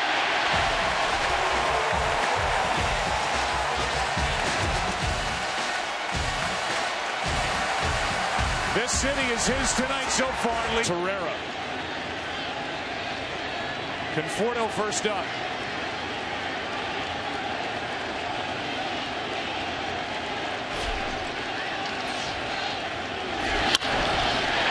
Base hit right field. The rookie's on to start the 7th. They have had no problem with Herrera at all. They've been on every one of his fastballs. Paulo Orlando is taken over in right in a double switch, and it's Orlando who gets to this ground ball hit past Zobrist to start the inning. Yeah, it's a strange move to me, Joe, you know, because Morales was going to be leading off the inning as a pinch hitter. You got the pitcher up. With the double switch, you go to Orlando to lead off. I'm thinking you put Dyson in the game to be maybe that leadoff guy. They've elected to go with Orlando. Here's Flores, ball one down. That's strange to you, Tom? I'm with you. You know, I want the left-hander Dyson. I want his speed leading off.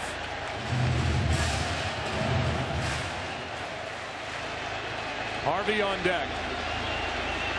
No action in the bullpen. Is it hit hard enough for two? Out at second, and what a scoop by Hosmer. 2 out. And Hosmer bails out Zobrist on the low throw. And here comes Matt Harvey. A heck of a pick over there by Hosmer. He hasn't flashed the leather like he's capable of, but man, he did right there.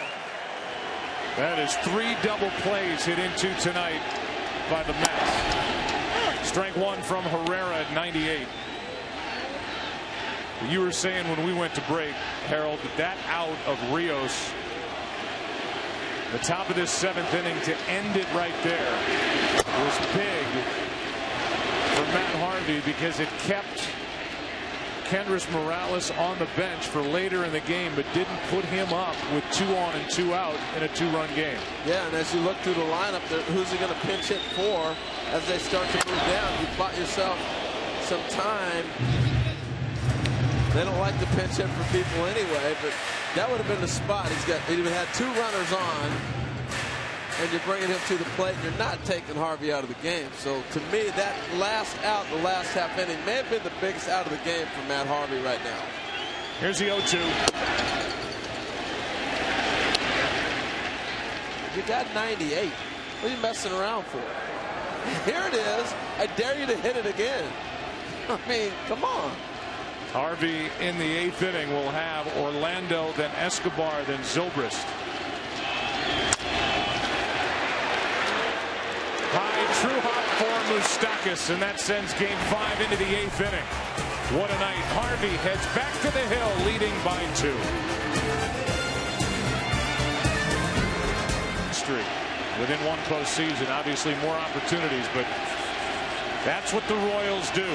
And Paulo Orlando first up against Matt Harvey in the 8th. He bunts. It's a foul ball, as Darnell couldn't get to it in time.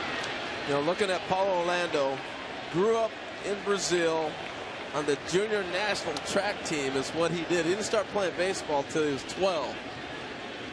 Then he went to the Dominican Republic, started to learn how to play baseball, and then got signed and spent 10 years in the minors. And now he's in the World Series. But my point being, the man can fly. It's been good this postseason for Ned Yost. Here's the 0-1. It's still an interesting move to me. I'm thinking that they were going to put double switch with Dyson, move Kane to right, put Dyson in center, which they've done a lot. And you have Dyson, the left-hander, leading off the inning. Here's a 1-1 pitch from Harvey. In the air to right, Granderson stalks it. 1 out. Back to the top of the order. Tonight's telecast sponsored by T-Mobile. Ditch your carrier and switch to the uncarrier. And by Chobani. Love this life. Beautiful night in this great city. And the aerial coverage brought to you by DirecTV, now part of the AT&T family. Call 1-800-DirecTV. How good has Matt Harvey been? Faced 27 batters, thrown only 28 pitches out of the strike zone. More than 70% of strikes. Escobar.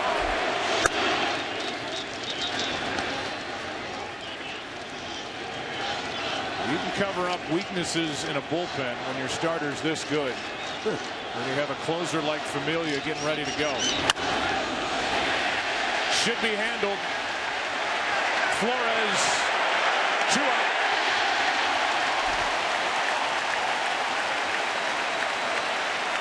Fans, you shared your passion for your team on America's fastest 4G LTE network. T-Mobile thanks you for making this year's 7th inning stretch the biggest one yet. Tell you, Joe, this reminds you of Madison Bumgarner from last year, the dominance of this game from Matt Harvey. It's one of the best pitch games I've seen all season. With the Mets up against it. Down 3-1, 2 out, Zobrist. Ball 1 inside. This is the one guy who's had his number. He's had good swings all night. Single in the last at bat.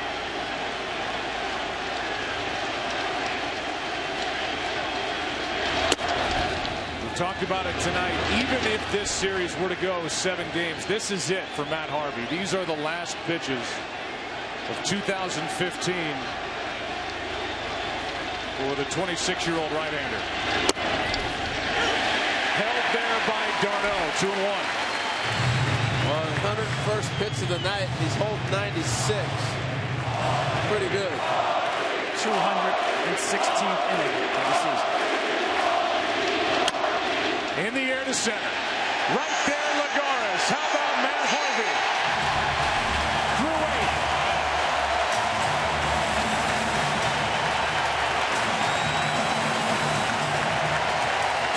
There may be an interesting decision coming up for Terry Collins. With the Mets take the field in the 9th. Bottom of the 8th inning. New York bats 2-0. Mets on top.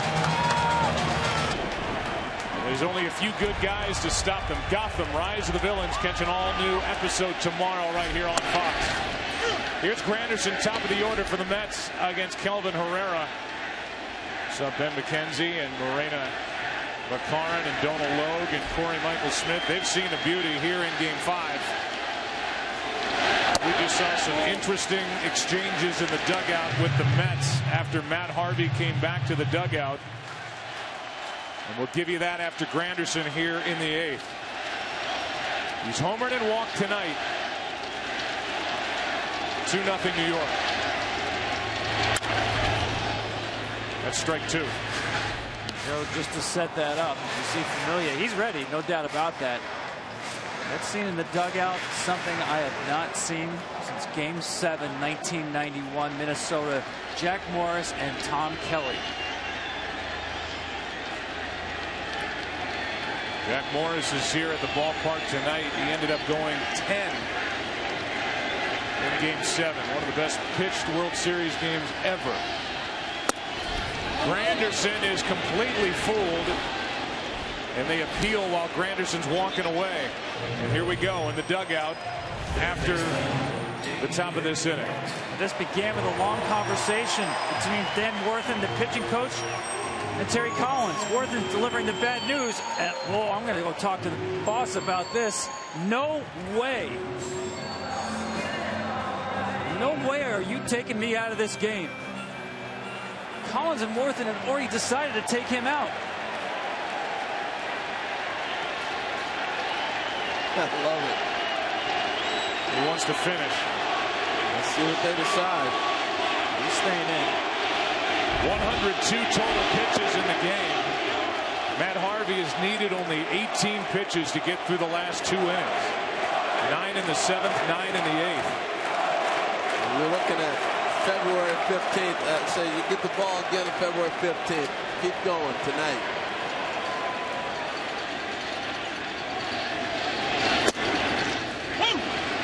That's what Jack Morris did with Tom Kelly.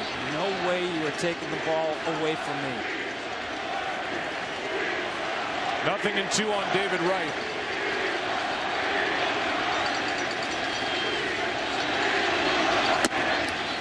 Two out. And if you're wondering, the season high for Matt Harvey, the 26-year-old, 115 pitches. He's at 102 right now. The 2 out, nobody on. Here comes Daniel Murphy. Tonight's telecast sponsored by Verizon. Better matters. And by Budweiser. Make a plan to make it home.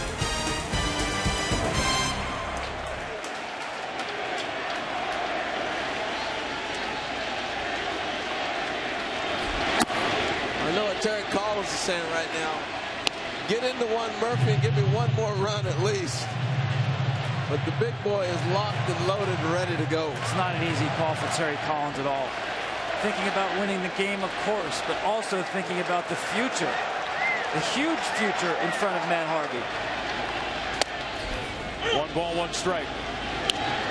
Yeah, but he's got to go. He's got to start the 9th and see what happens. I think at this point, game 5 down 3-1. Forget the pitch count. Yeah, go pitch. Get going. Not throwing again till February. 2 out, nobody on. 1-1 pitch.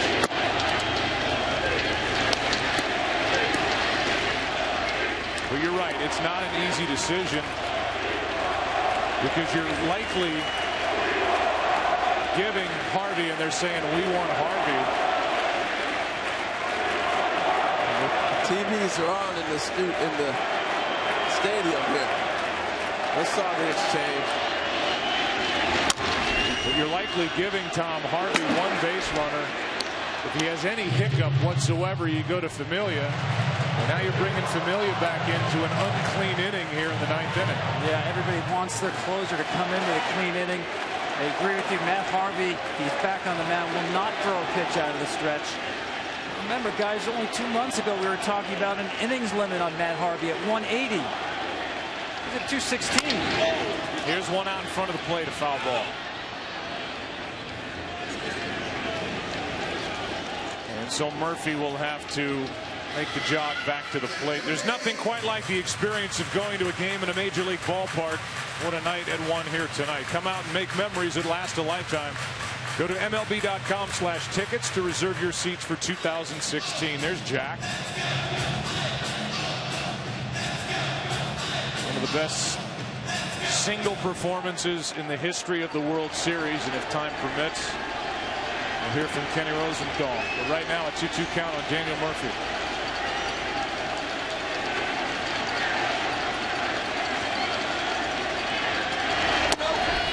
Kenny. That game in 1991, Game 7, produced the single best response to a question I ever asked. I asked Tom Kelly after that game what it would have taken to get Jack Morris out, and his reply, a shotgun.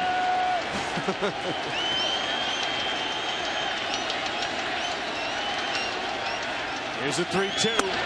Strike 3 call, and good work by Herrera. And let's go to the 9th inning. In Game 5. They call him the Dark Knight. His name is Matt Harvey. He's dominated so far.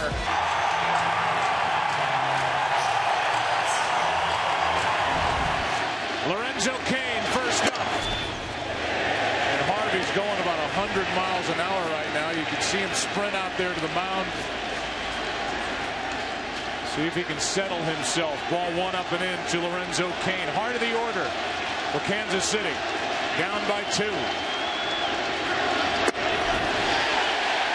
That was such a cool moment. These fans were waiting to see whether the bullpen door opened or whether the Dark Knight emerged from the dugout.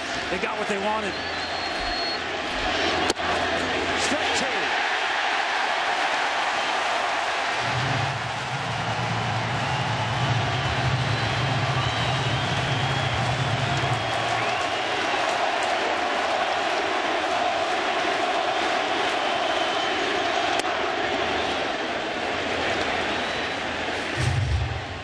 Two and 2.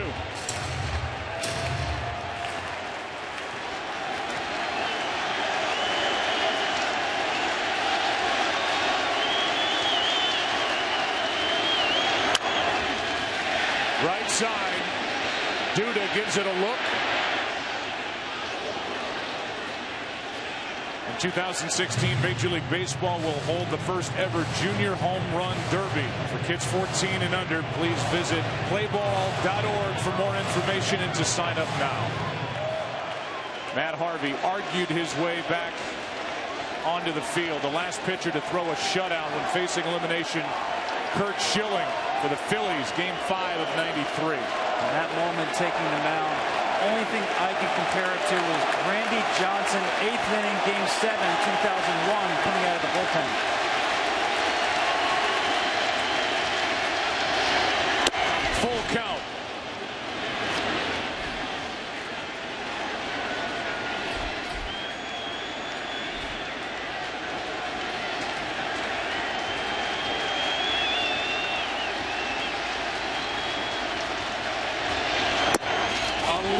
walk. How to make that man a little anxious right there. Honestly, he had no choice but to let Matt Harvey come back out here. Just the more difficult choice. Now Harvey working out of the stretch. Didn't think they would push him. The batter is Hosmer. 18 home runs during the regular season. 1 this postseason. Kane takes off. Strike 1. Throw down. Too late. Stolen base. That bag takes away a double play. It's a huge play. A lot of people would not run in that situation. The Royals do. And again, Hosmer takes a strike, and Kane runs early. Now you still set yourself up where you can do damage with a couple pitches left in the count for you.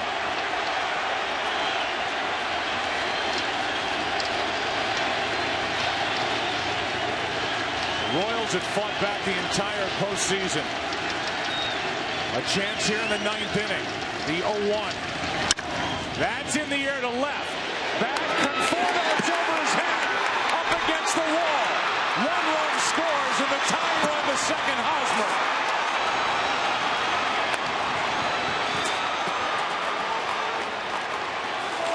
And that's it for Matt Harvey. And the Royals are doing it to Harvey here in the 9th inning. And it's Hosmer delivering the RBI double.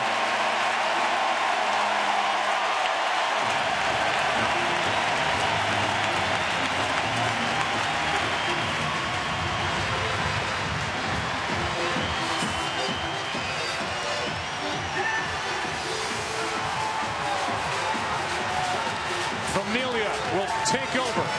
Harvey knocked out in the 9th inning in Game 5. At second with nobody out in the 9th inning. Moustakas' job right here, get the man to third. 2 blown saves in this World Series for Familia. Ball 1 outside. Since 1969, no closer has blown 3 saves in a World Series. It wasn't easy last night when he came in, and it's not easy tonight. Tying run at second, nobody out, and the Royals doing their thing in the 9th inning.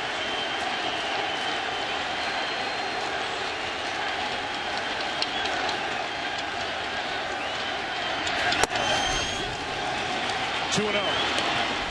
He's trying to pound that ball away for that same thing I was talking about. Make sure he does not get that runner to third base. Exactly, and that's why Flores typically would be shaded more towards second base, is on the third base side of the bag at second. Moustakas trying to hook this baseball to the right side.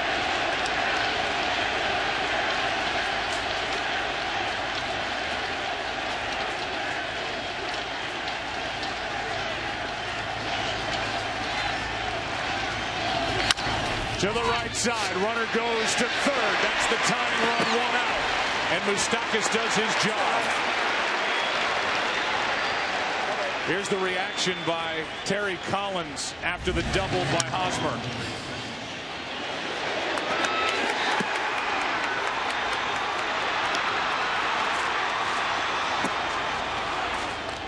A stomp with a foot. The reaction by Matt Harvey. And now with a tying run at third after the double by Hosmer, the infield comes in with Salvador Perez at the plate.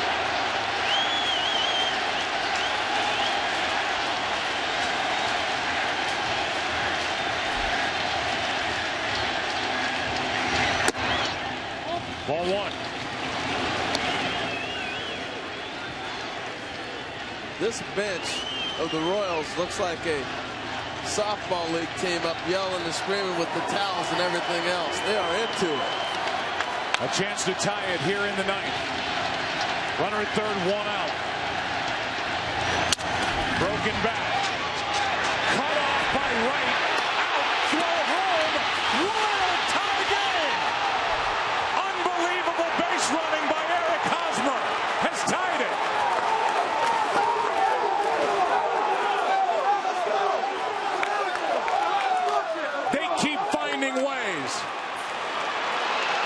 Well, you know you're not going to get many opportunities when the closer's in the game to put the ball in play. David Wright cuts it off. Makes the throw. Look at Hosmer. Immediately, he takes off. It's such a difficult play for Wright because he has to turn his back to hold that runner. When he comes this direction, he turns, holds him, makes the throw. But by then, Hosmer's off and going. And that's why I'd rather have Flores call for that baseball.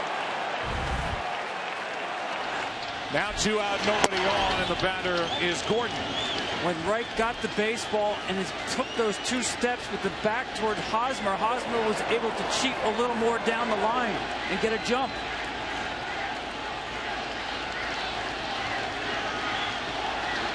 Official scorer has ruled it a ground out, 5-3 RBI, no error. And Familia made his pitch. He saw it off the bat in the hands of Salvador Perez, but it's just outstanding base running by Eric Hosmer. I thought Wright did a nice job of freezing him. I did not think Hosmer was going, but he took such a great anticipatory jab step as Wright turned his back. Great running. 2 out, bases empty, 1-1. Shouldn't we have come to expect this by now with the Kansas City Royals? Ned Yost told us before the game he's been in professional baseball since '74. He said, we just wait around for it to happen. And it happened here in the 9th inning. The guy at the plate took Familia out of the park with 1 out in game 1 in the 9th inning to tie that game. And now he's up on the count here, 3-1. So they go full circle. You get the base hit, or I should say the force out and great base running, and then you bring Gordon to the plate on a 3-1 pitch. Talk about challenging Familia. 2 out, nobody on, 3-1 pitch. Gordon launching one foul into right.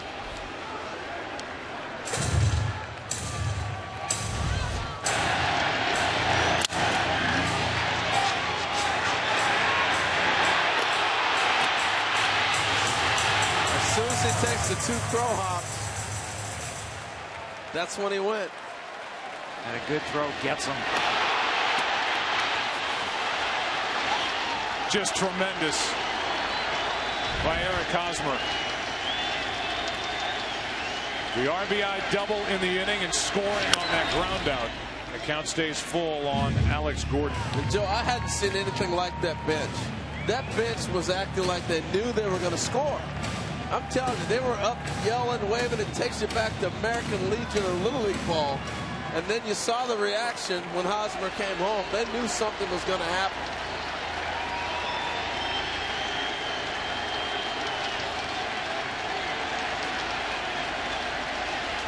Here's a 3-2 pitch by Familia.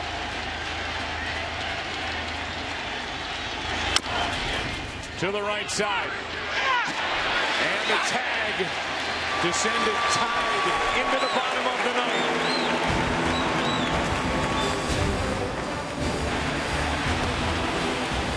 Harvey able to go back out for the 9th inning. The 2 runs charged to his in the 8th inning when the Mets scored a run to take the lead 4-3. Later he would come back to win the game on a sac fly in the 14th.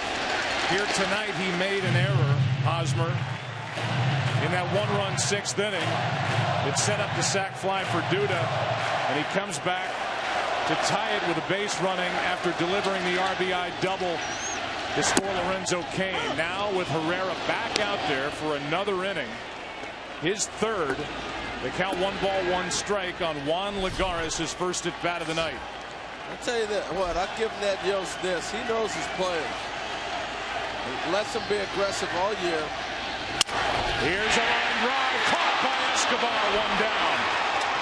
And we're watching Herrera get into a little bit of a groove, broken bat right there. And he said the more he throws, the sharper he becomes, because he has not been that sharp, lights-out guy we've watched in the series. Little floater, simple out.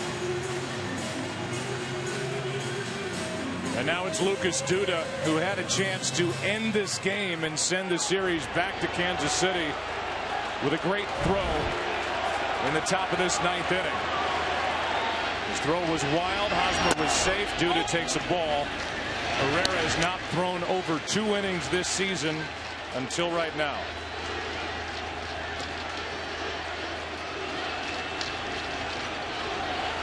Pitch the 7th, the 8th, 1 out in the 9th. Duda takes a sizzling fastball in there for strike 1.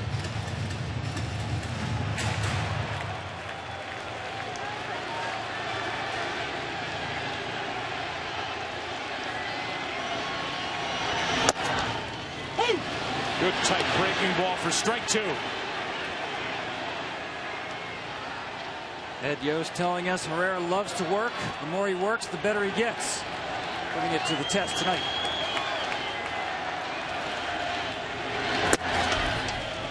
That's down 2-2.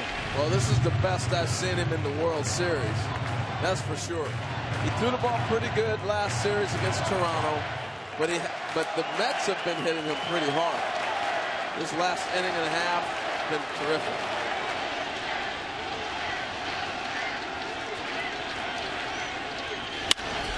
In the air to left field.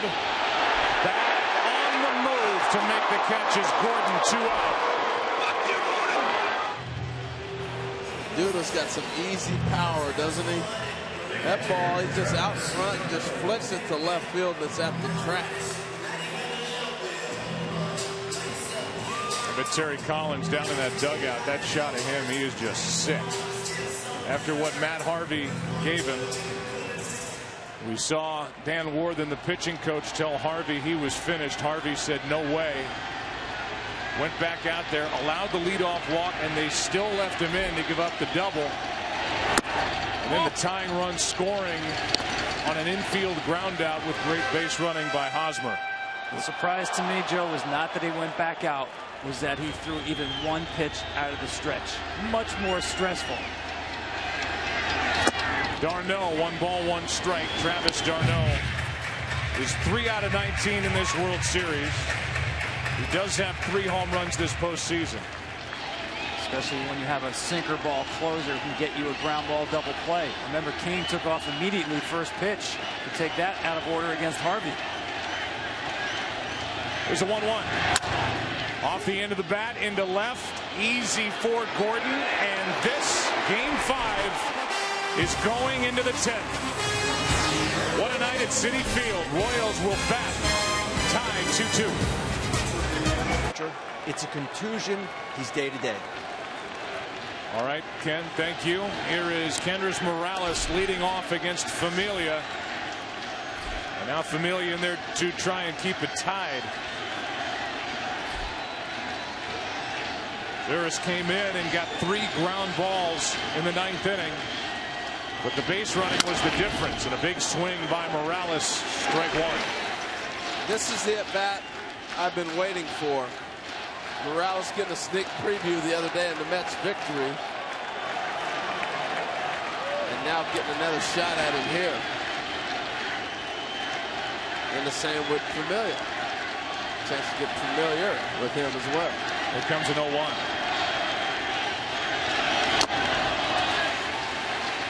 And even a single would be huge, because then you could have Dyson run against a closer who is not quick to the plate. Dyson stole 26 bases during the regular season. Right now the count 0-2 on Morales.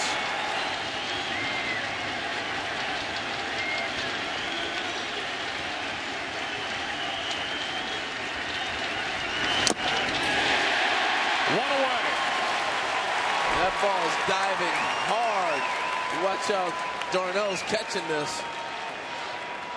Hard to catch up to this ball. He actually splits his fingers. It's not a split. It's more of a, almost, I was talking to Dan Warthen about it. You hold it almost like a BP fastball. The difference is he's throwing that thing about 94, 95 miles an hour and getting that big bite to it. Just split the fingers a little bit more over the horseshoe and let it fly. Here's Orlando. Second at bat, he flied to right his first time. That was against Harvey. Strike one. I mean, Familia came in last night. It goes down on his record as a blown save. He got a couple of ground balls. He had an error behind him. Tonight he comes in, gets 3 ground balls, and yet the Royals still find a way to tie it with Hosmer running. 1 out, bases empty. 0-1 to Orlando. Shattered bat. Foul ball. Strike 2. You know, the difference, Joe, they're still putting the ball in play. But I was impressed with Morales striking him out. Was the movement on that to get a strikeout. And we've talked about the whole series, how deadly the Royals are when they put the ball in play. That split neutralizes the left-handed hitters. Secondary pitch to the right-handers is the slider down and away.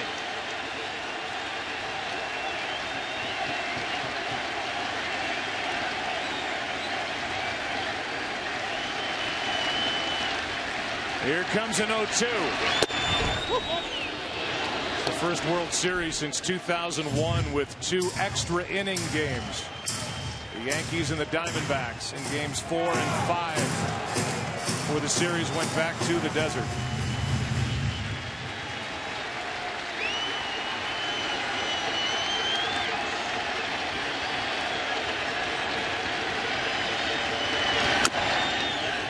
Still 1-2.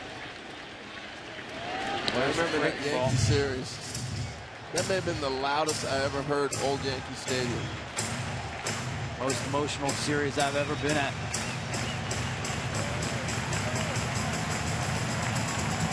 Comebacks by the Yankees and the comeback in game 7 by the Diamondbacks against Mariano Rivera.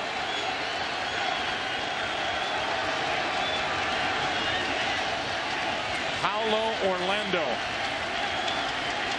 waits for another 1-2. Shattered bat. Familia with time. 2 out. That's 2 at bats, 3 broken bats for Orlando. He just ate him up right there. Again, great movement. If there is a game 6, it'll be Tuesday night. Jacob deGrom against Johnny Cueto, who was tremendous in game 2.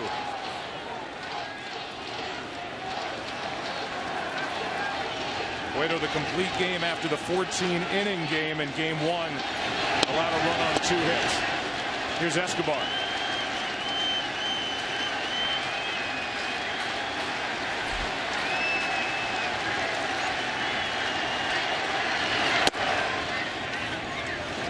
This is another case for me where a 2-out bunt is not a bad play because the stolen base in play against Familia. David Wright behind the bag, defending a double, conceding ground in the 5.5 hole. Hochevar is getting ready for the bottom of this 10th. Good pitch from Familia, strike 1. Obviously, if the Royals take the lead, they do have Wade Davis available for 1 inning tonight after he worked 2 innings for the long save in game 4.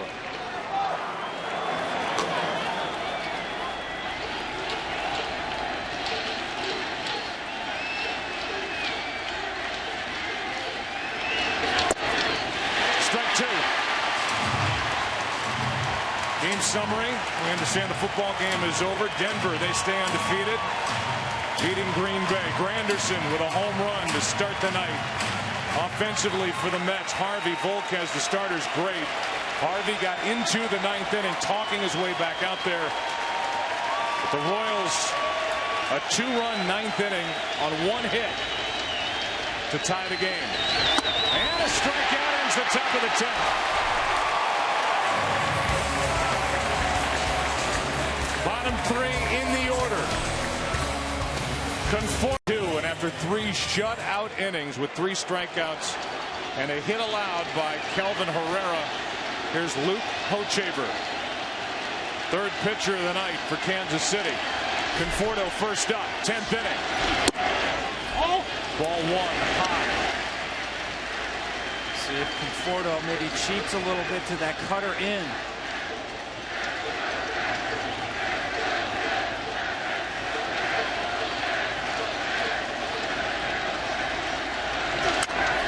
Big swing by a 22-year-old. The Mets project to be a number 3 hitter in their lineup at some point soon.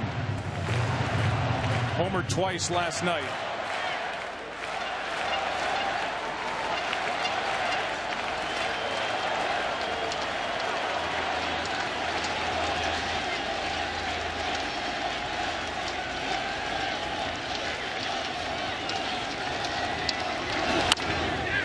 Strike 2. Joe, I'm a bit surprised at the overshift on him as a hitter.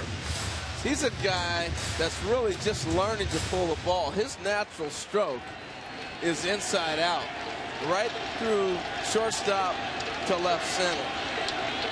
Scouting report, hard in with that long swing. So far, everything's been hard in. The 1-2. Able to lay off that pitch from Hochevar. 2-2. Familia is due up third in this 10th inning. So there's action for the Mets out in their bullpen. Flores on deck. And it's Jonathan Neese.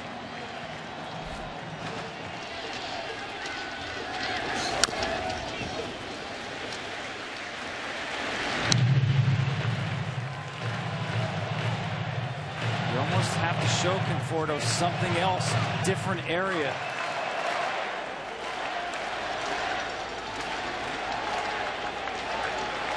He's just got that look about him as a hitter. Just something special. He's comfortable on everything.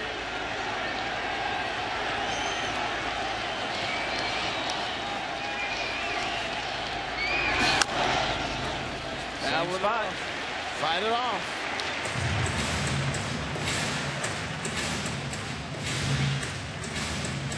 No rookie has ever hit a walk-off home run in World Series history. This is the 111th World Series.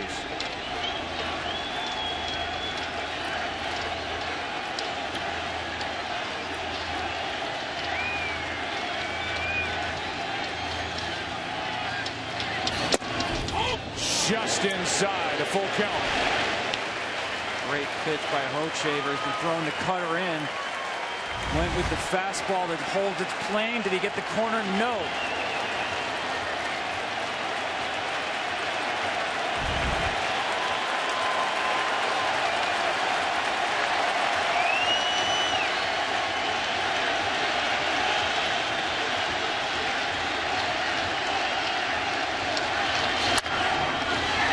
Fly ball into right. Conforto got under it. Orlando. 1 out. Just missed it. That was the cutter, the go-to pitch. Saw enough in that at bat. Just didn't quite catch it. And that's the design of the cutter, to make you just miss the barrel. See where this ball comes down on the bat a little bit instead of hitting the sweet spot. And that's why I was talking about cheating on it, selling out a little bit, open that front hip to get the barrel on it.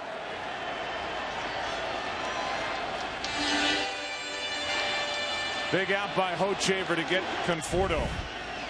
And now it's Wilmer Flores.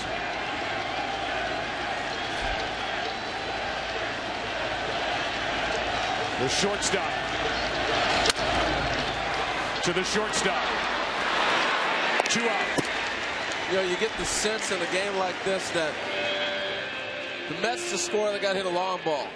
For the Royals to score, is just get a runner on. And that's the difference in the two teams and the philosophies. You know, Kelly Johnson coming to the plate. He can hit the big fly with the best of them. Part of that deal with Atlanta came with Uribe from the Braves in season, and that was the beginning of a domino effect with moves made by Sandy Alderson to change the offensive complexion of the Mets.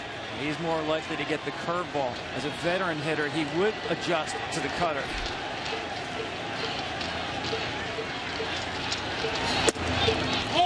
Talked about Hochevar, who was not part of the pennant-winning Kansas City Royals in 2014 was coming back from Tommy John. They have built him as the season has gone on. He is peaking here in the postseason. Big swing by Johnson, strike one. A battle of the bullpens is not what you want to get into with Kansas City.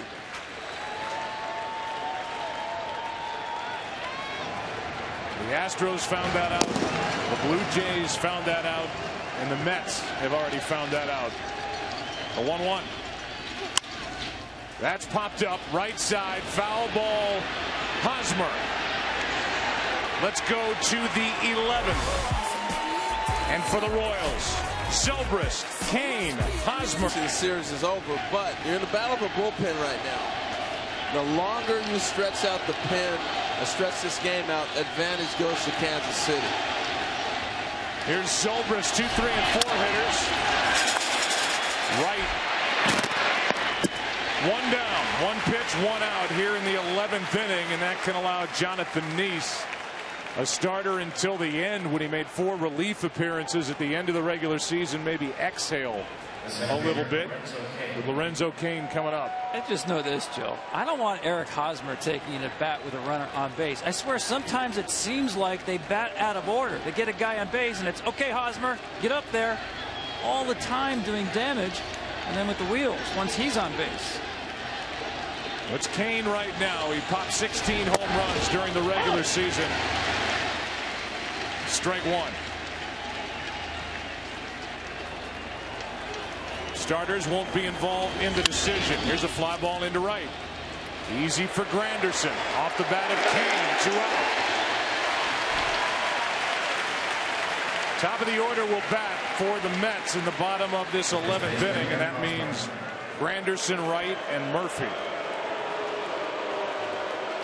And these fans have seen enough of Eric Hosmer. And to back up your point, Tom, coming in 1 for 28 with the bases empty, 11 for 32. With 16 RBIs with a man on. Here's one down the left field line. Coming to get it, but a foul ball out of play as Conforto couldn't get there. It would have been out of his reach anyway. Strike one. You get a guy on and Hosmer's eyes light up. He is the man who, with his bat and with his legs, tied this game in the 9th. Well, and they put him in such great situations to drive in runs because they're so aggressive. The guy's on in front of him.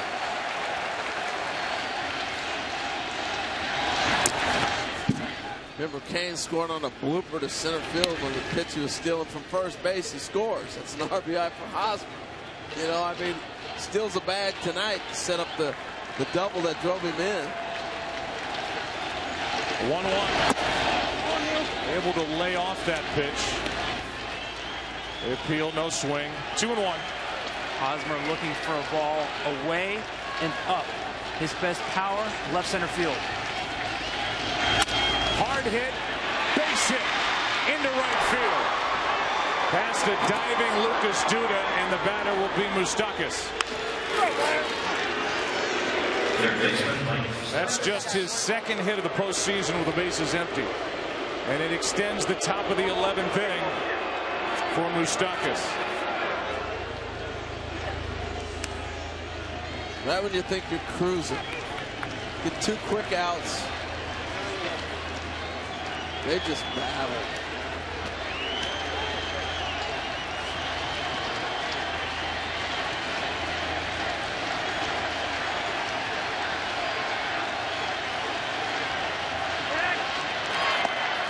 It's a good look. I like that. Hosmer thinking maybe go first movement, throw over, get an idea what he's looking to do. Lefties actually hit 27 points higher against Niese than right-handers. Oh! Ball one. Yeah, but I think it's a different Jonathan Niese out of the pen. The fastball's up higher, the velocity's better. I think he looks more comfortable out of the bullpen than he did as a starter. The 1-0. Moustakas takes a strike. You think about Kansas City. Last year, everybody pointed as they made their way to a Game 7 in the World Series, their comeback against Oakland in the wild card game. Strike 2 on Moustakas. This year, the 5-run 8th inning in Game 4, facing elimination in Houston. A game they won 9-6. Cueto won Game 5, and here they are, one win away from a championship. It would be their second in franchise history. The count 1-2 on Moustakas. Runner takes second. Hosmer down to the bag without a play. Again, another delayed steal. He thought about running, couldn't get a jump. Set him up by going slow. Watch the 3 hops, and as soon as that ball's crossing the plate, he's off and running. He's not going on the short hop to the catcher. This is the design steal. Picked a good pitch, too. Now the Royals in a spot with a hit to take the lead. That's ball 3. 3-2 with Salvador Perez on deck. What a weapon. They did it last night with Kane. And tonight set it up with the hitter and runner scoring position now.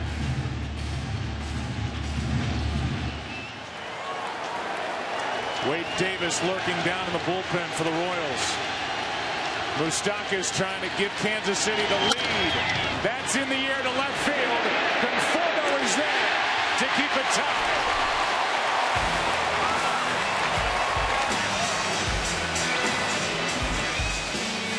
That's exit velocity right there. StatCast powered by Amazon Web Services. Here he is leading it off in the 11th. Wright and Murphy will follow against Hochevar. Good breaking ball from the young right-hander. Strike 1.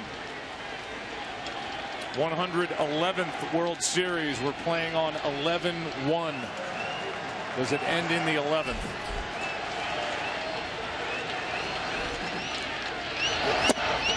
That's strike 2. They've done a nice job with Granderson with the breaking ball. And we've seen 2 or 3 check swings from him tonight on fastball. So they've got his mind a little off kilter of what he might be trying to look for and adjust to.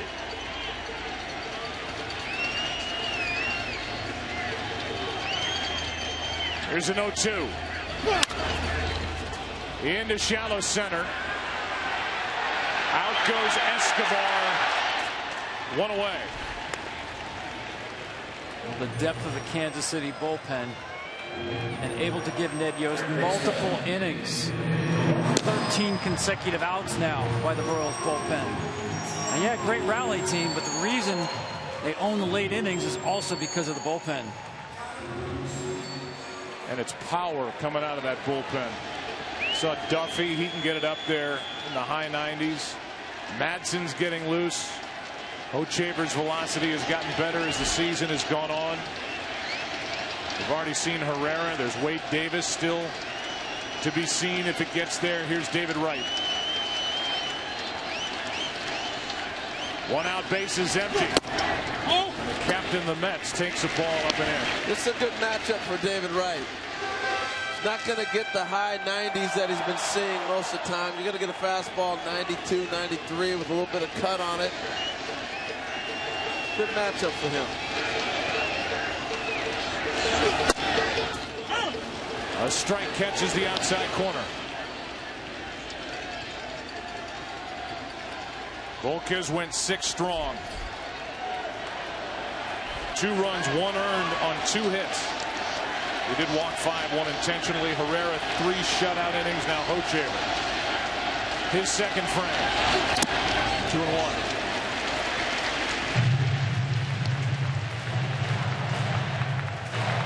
This is the pitch of the at-bat for me, the 2-1 pitch here. It's either going to be 3-1 or 2-2 or an out or base hit or whatever, but the 2-1 pitch here, I think David Wright gets a pitch inside that he can drive in this situation.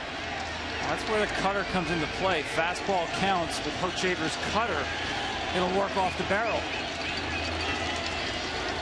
Here is that 2-1 pitch. Hard hit, but right at Orlando. 2 down. And the batter will be Daniel Murphy. The Mets have been waiting for Murphy to find his stroke after homering 7 times through the first 2 rounds of the playoffs. He's been shut down by Kansas City.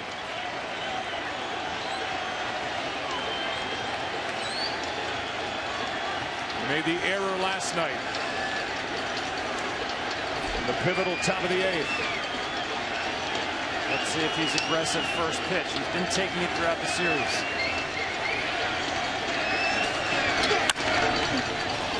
That's into right, down the line. Will it stay in play? No.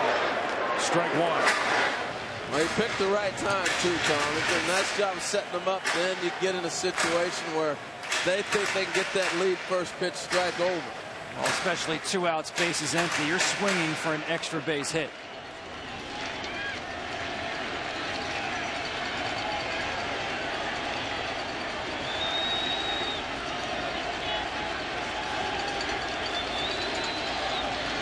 Career high 14 home runs during the regular season. Trying to get on with 2 out. 1 ball, 1 strike. I've never seen a right fielder play where Alex Rios is not just deep, but tucked into the corner of right field. I'm sorry, it's Orlando, defensive replacement. Look where the placement.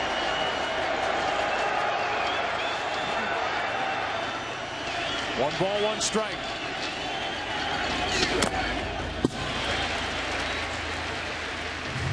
I'm not seeing Daniel Murphy sitting down in a stance, taking pitches. I'm not either. He looks like he's jumping around at the plate when the ball's in the hitting zone. Yeah, we're seeing the same thing, no doubt.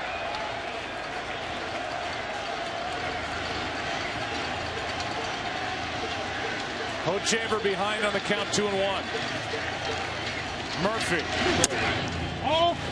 Ball 3. Lagares is on deck, not Cespedes, who had to leave after fouling a ball off his left kneecap back in the 6th. Missed the target by so much, it's hard to get that call.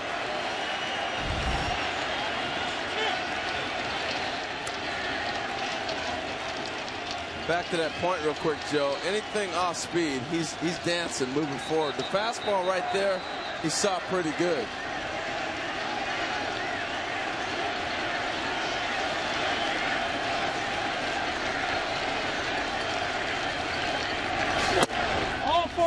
Just outside for a 2-out walk.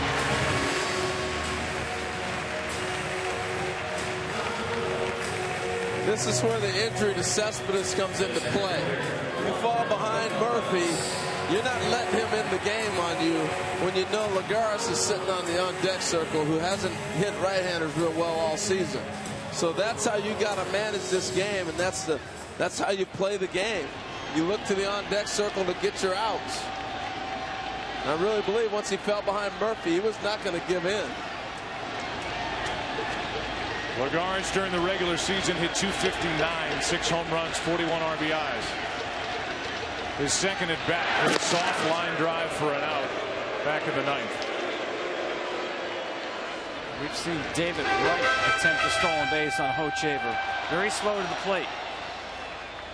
Murphy not a base stealer, but it's a matter of the mathematics, the time to the plate of Hochevar.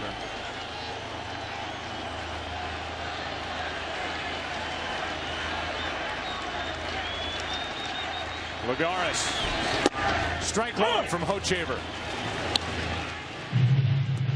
And to that point real quick, Tom, it used to frustrate me. I'd just say, just execute, get the hitter. You got 2 outs. He steals, get the hitter.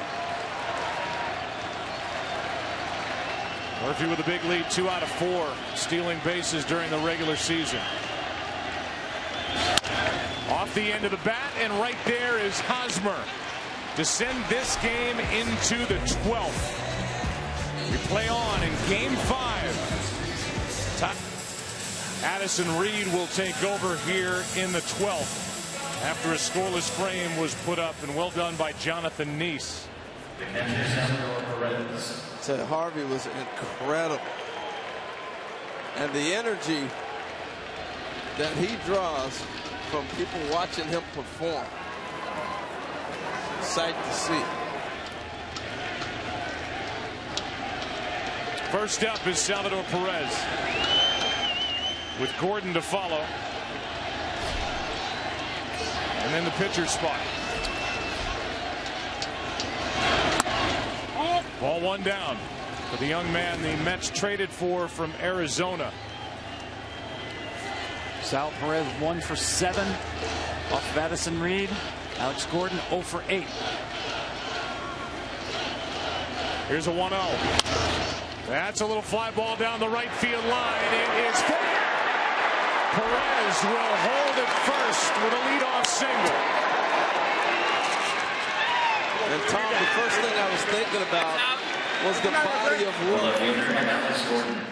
They've seen him enough when he was a closer in their division. And now you're going to see the pinch runner Dyson come in. But it's, again, just being able to see a guy before. I thought it was interesting watching Perez take the first pitch. That ball just barely missed being a ground rule double. That hops into the stands. We're looking at a runner at second base. It may not be long before we're looking at a runner at second base anyway. True that. As Dyson comes off the bench to run for Salvador Perez. Batter is Alex Gordon.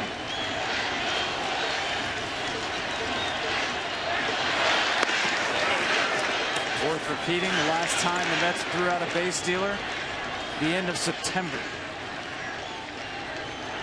And we haven't seen anything really close in this series on stolen base attempts by the Royals. Dyson is on. I think you got to at least give yourself a chance by pitching out if you feel like they're going to go.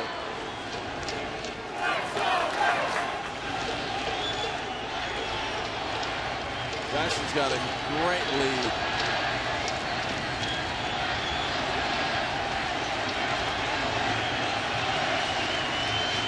Two steals this postseason for Gerard. Ball one up and away to the number 7 hitter, Alex Gordon. And you saw the slide step from Addison Reed. What the running game does, it takes that pitcher out of his game. The slide step, mislocations, things like that. Gordon waits. That's ball 2, 2-0. It's close to a balk. You got to give you a discernible stop right there. He just came straight down and delivered. Remember, Alex Gordon, just 9 hits all year to the opposite field. Loves to hook the ball towards that right side. Runners go. Dyson takes off and steals it easily. There's the go-ahead run. Nobody out here in the 12th. Gave him a couple throwovers and an easy read. And he has such a great jump. Doesn't matter if you slide step or not, he's off and running.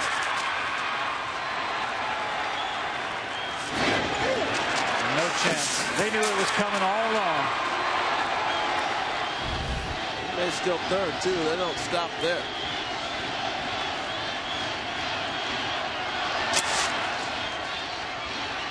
Again, set up well for Gordon. Guy who naturally hits the ball to the right side to get Dyson over.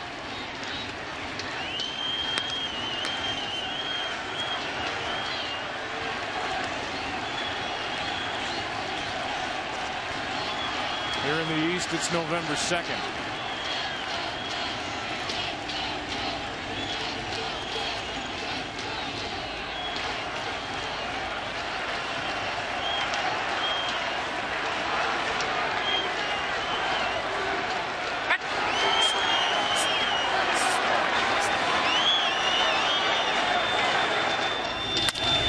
Two and two. Just the attention they have to pay to Dyson is totally taking Reed out of his game where he can sit back and try to throw a strike. It's so unconventional, Joe. You know, you get the runner to second base and you're thinking, good, stay there. but I watched them so many times run to third, and you're saying, why are they going? And they steal the bag anyway. But it has taken Reed out of his game in 4 pitches to Gordon already.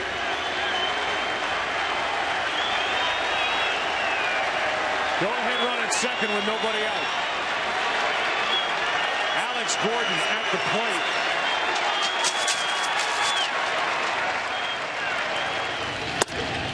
That's down, a full count.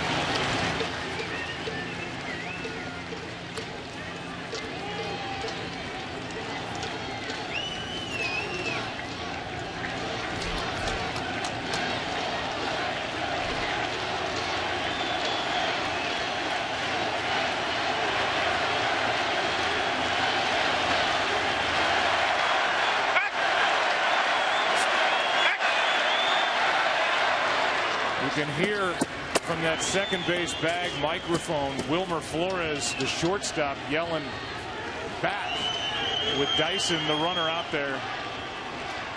There's a lot of cat and mouse going on out there near the bag.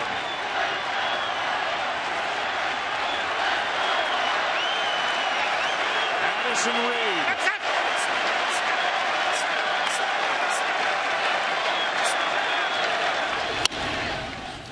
That'll get out of play. I love it. You can hear the communication going on. You hear the spikes and everything. But Flores' attention has gone to Dyson. Think about everything Reed has to cover. Keep Dyson close, sticking with the 4-seamer, because his best pitch is the slider, easier to pull. I like Escobar saying, relax, Dyson.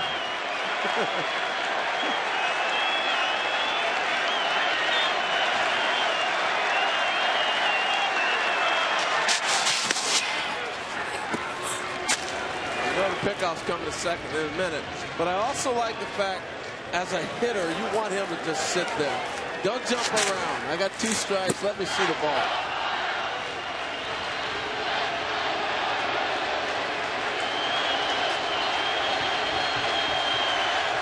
Big spot for Alex Gordon.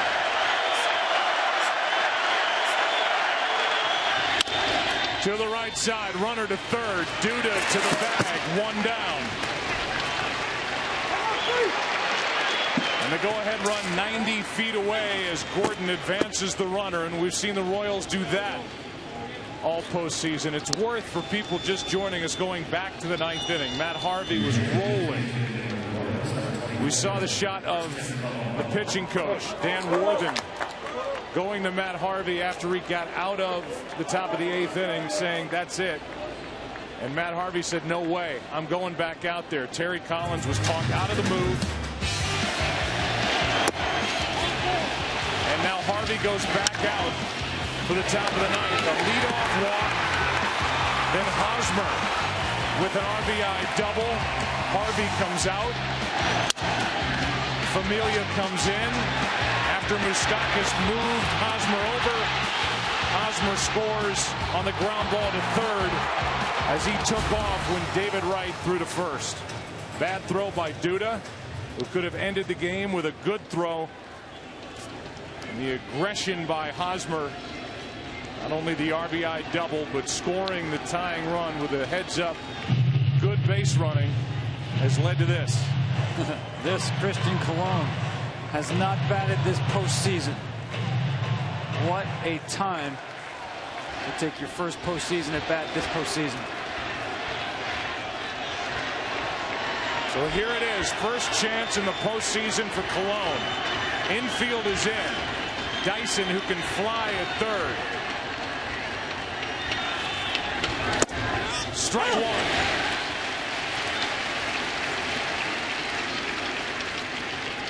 The Royals have already lifted their catcher Salvador Perez for the pinch runner Dyson. They're going to have to use Butera. The only player left on their bench is the 20-year-old Mondesi. Infield way in.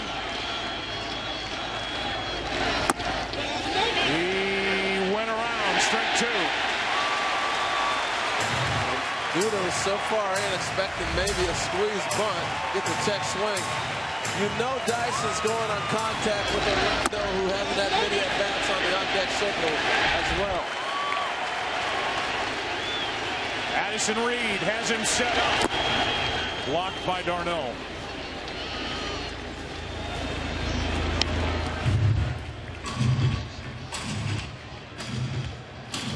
The Royals up 3-1, tied it in the top of the 9th, 2-2. Here we are in the top of the 12th.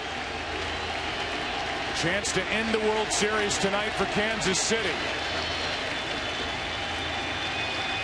The 1-2. That'll get out of play. All sliders from Reed. That was not as far away from Colon as he wanted.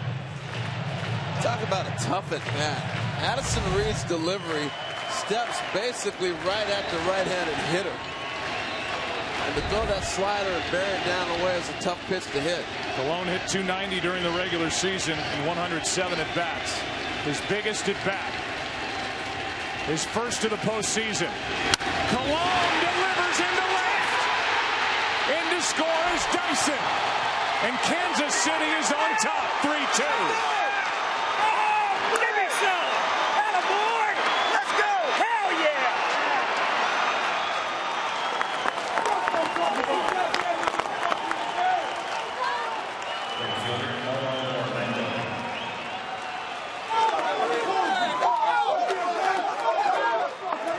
Who wondered when Orlando came in earlier in the game in the 7th, Dyson was left on the bench, and Ned Yost had him available for the perfect time as the pinch runner after the leadoff hit by Perez here in the 12th.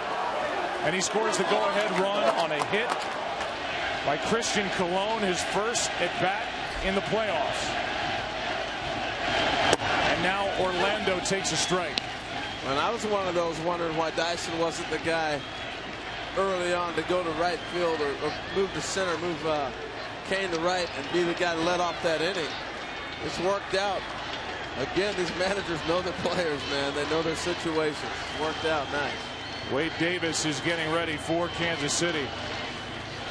Out in their bullpen, good swing by Orlando. And Wade Davis will be on the mound with a chance to end it with at least a 1-run lead in the bottom of this 12th inning and secure the first championship for the Kansas City Royals in 30 years. It was slider, slider, slider, but designed to be sweeping away from Colon. Another over the plate. Ground ball right side. And now Murphy boots another.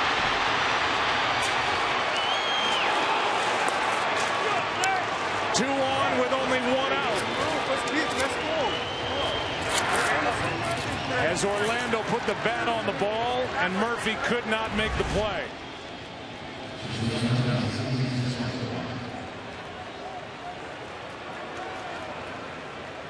And the way that ball ricocheted from him, that had some kind of spin on it. You start getting a little bit of a hurry, you know, when things are happening. You weren't going to double up Orlando. He was just trying to get that force at second. Didn't work out. And I think you're right. It was the side spin off the right-handed hitter's bat. Yeah. Wicked. It's a fielder's choice E4.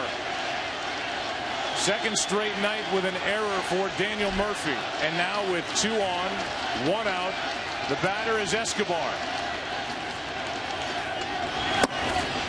Ball 1 from Addison Reed.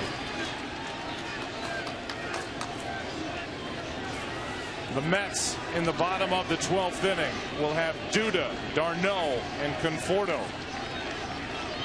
Reed now trying to keep it a 1-run game and pitch around an error.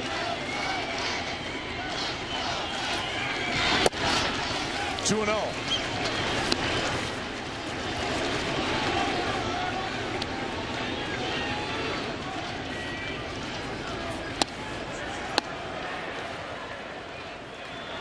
The Mets were 3 outs away in the top of the 9th inning from sending this World Series back to Kansas City. The Royals went to work against Harvey and then Familia. Now a 2-0. 2-1. I'll tell you what, I go back to the Dyson base running. Addison Reed never got a chance to get comfortable. Put so much pressure on him. Steals the bag, gets the second. They're stepping off, throwing off. Changed this whole half inning.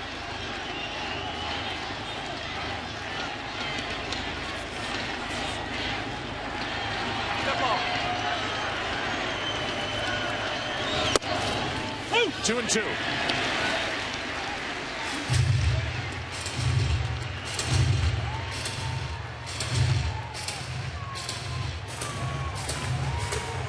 The reversal on the decision to lift Matt Harvey. He went back out, allowed a walk and a double. The Royals tied it, and now they lead it for the first time all night here in the 12th. And how about Christian Colon, his first at bat? First at bat of the postseason. 41 days since his last RBI. Yeah, it takes all 25. Christian Colon just joined the party.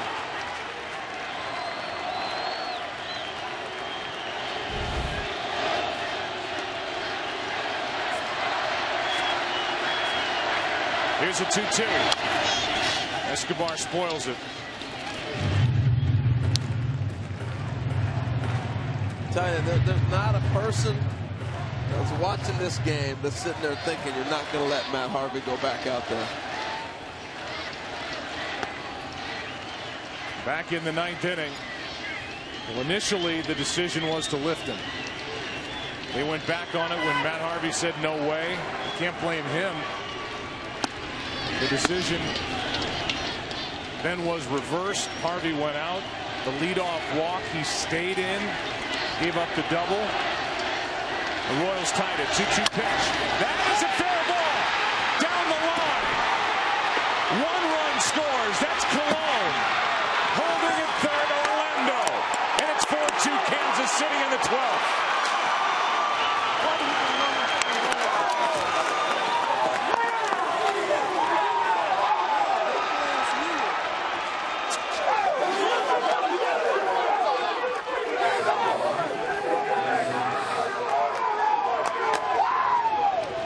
Colon gets the heroes welcome back into the dugout after scoring on this. Conforto made a nice play cutting this off because Orlando was flying. I thought he might have a chance to score from first. Now they'll walk Zobrist to load the bases with Lorenzo Cain next. And Reed has pitched in every game in this series. And he knows, as this entire Mets staff knows, the difficulty of trying to put away these Kansas City hitters.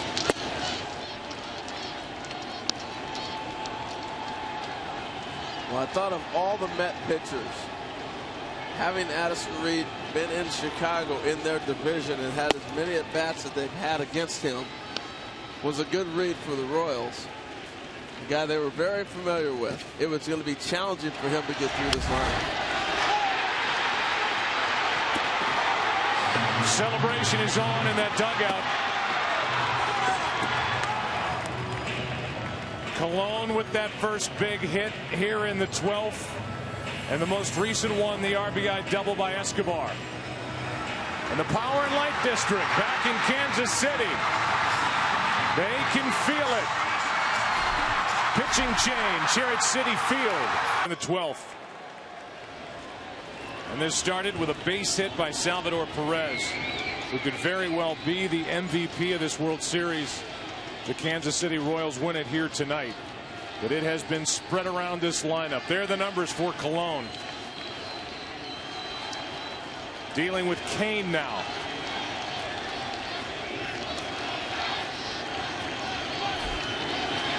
Infielders looking for a double play ball. Tailing pitch for a strike.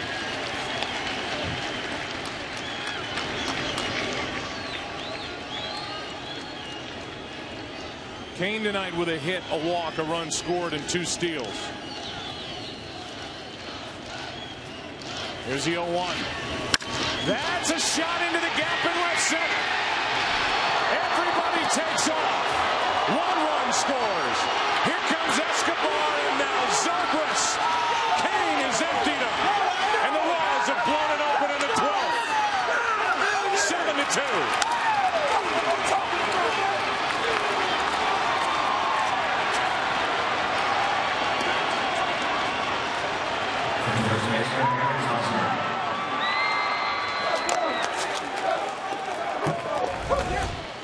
just amazing to watch the snowball go down the hill and get bigger and bigger. Once this team gets rolling, it just keeps on going.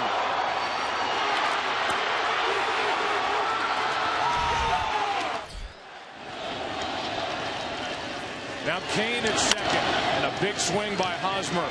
It's been a 5-run 12th. Well, you knew once you got to a bullpen game, the Royals were confident you could keep them tight.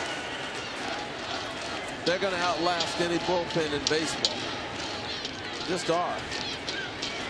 But this offensive onslaught has shown us everything in this 12th inning. How they run the bases, swing the bats. Hosmer takes ball one up and away. And they took it another step further, Joe. They showed us their bench. All 25 guys contributed here. Dyson pinch running. Christian Colon with a go-ahead RBI base hit. His first at bat in the postseason. Hosmer strike two.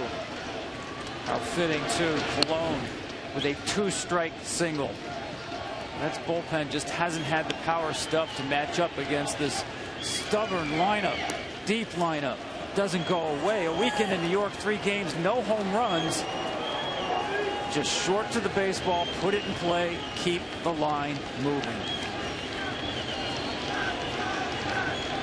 Here's a 1-2 pitch. Big swings by Hosmer, still 1-2. I don't know that there's going to be a lot of people arguing with Terry Collins in that moment, sending Matt Harvey back out for the 9th inning. But the questions will be after the leadoff walk. Why Harvey remained in the game and Familia stayed in the bullpen. And it was the guy at the plate right now, Hosmer, who drove one over the head of Conforto and left for an RBI double and then scored the tying run. Murphy, 2 out.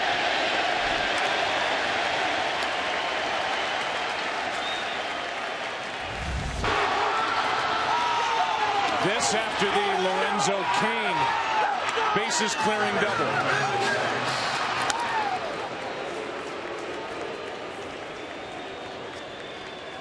And Zobrist, who was picked up in season, is 3 defensive outs away from a World Series ring. Now Moustakas.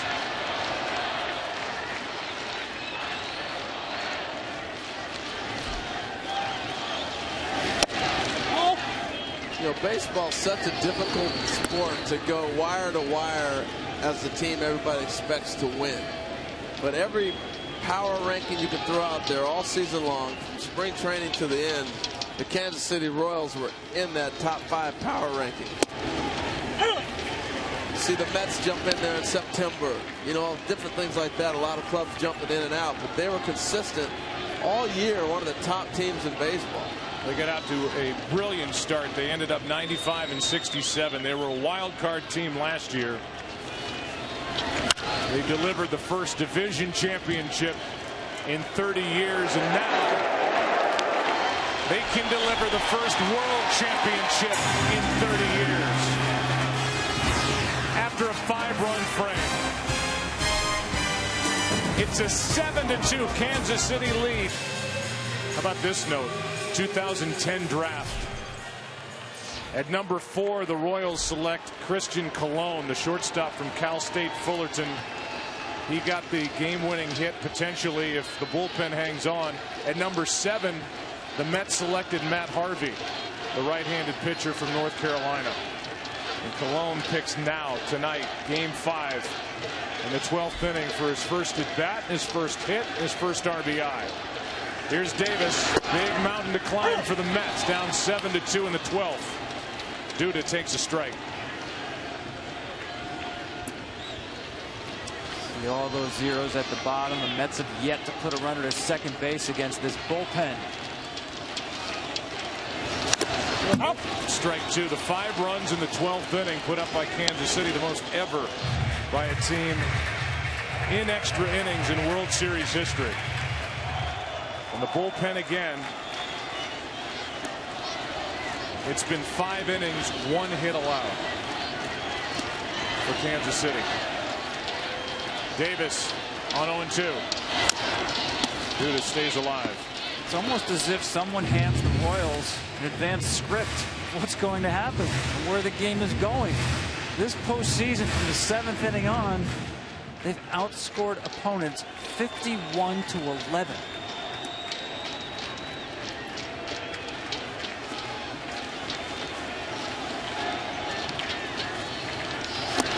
Duda strikes out one away. Rusty Kuntz is wearing a microphone for us, the first base coach for the Royals. And when Zobrist got down there, the two talked about Christian Colon. Christian Colon is the man. I was just telling I said, Christian is the guy that scored the winning run when Salvador hit that ball down the left field line. This guy's prime time. And then he comes up and gets that big hit right there. When's the last time you had it at bat? It's been like in June? It's got to be a month ago, huh? You can hear Zobrist say at the end, I'll tell you what, though, that guy's prepared. And he battled and got the base hit into left to drive home Dyson.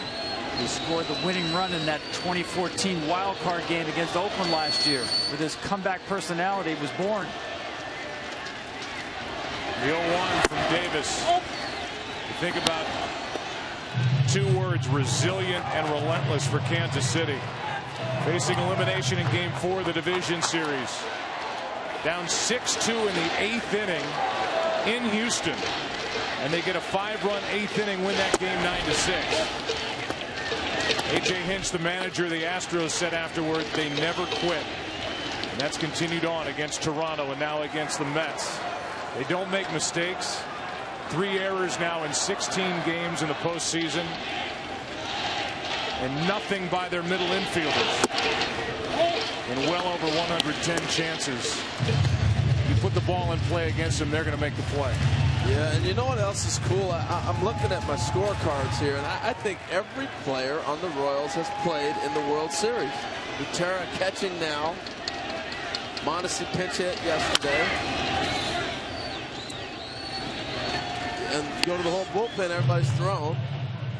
Every player, this is a team victory. And to be able to walk away and celebrate as a team and say, you contributed, even the 20-year-old, I know you haven't been in the big leagues, your first at-bats in the World Series, a contribution.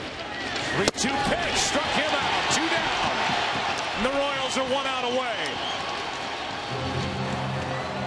Not only did they not make mistakes, they forced mistakes. Throw from Duda. People will be talking about that for years because of the aggressiveness of Hosmer, the tying run. We've talked about the general manager, Dayton Moore. The guy who's been pulling the strings this postseason and last, Ned Yost, in his 5th full year. Back-to-back American League pennants he has delivered to Kansas City. Here's Conforto. Strike 1. Ned and his wife Debbie, 4 kids. 12 years now as a manager in the big leagues. 12 years a coach under Bobby Cox, the Hall of Famer. 3 years as a minor league manager. 6 years as a player up and down in the big leagues.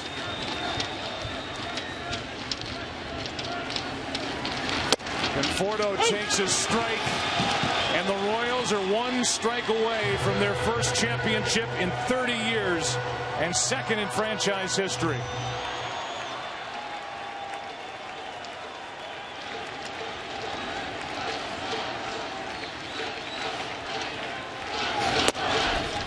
Ball 1.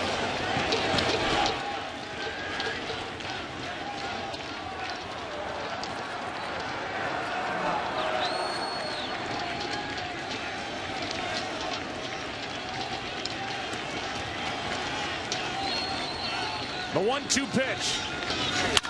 That is a base hit into left. And the rookie is on. Conforto with 2 out here in the 12th.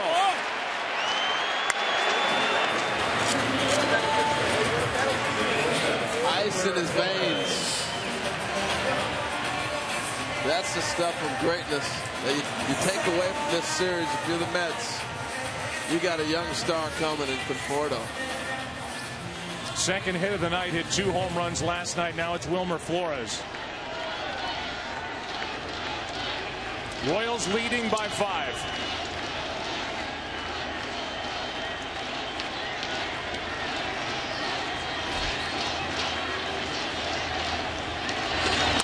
Strike 1 as Conforto was running. Kansas City ended last year with the tying run at third base in Game 7 of the World Series. And Ned Yost said he was waiting for that sinking feeling, that punch to the gut feeling to go away 1 week later, 2 weeks later. It never went away. And his team showed up in spring training expecting to get back. And now they came in expecting to win. Strike 2. Again, 1 strike away.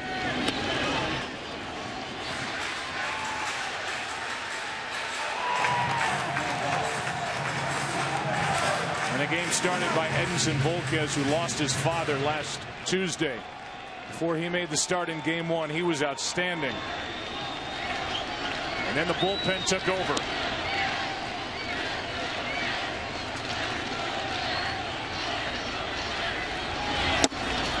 Conforto takes second on ball 1.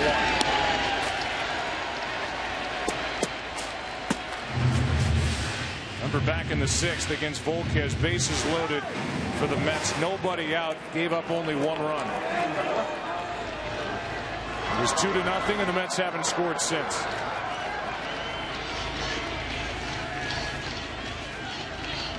The 1-2.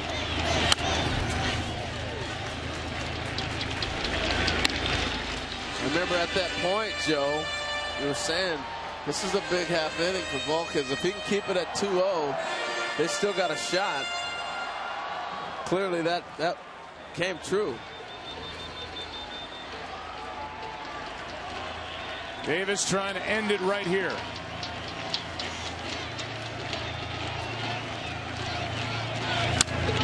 Good at bat by Flores. 30 years in the making to get to this point. But I agree, those 90 feet from last year left uncovered, the motivating factor.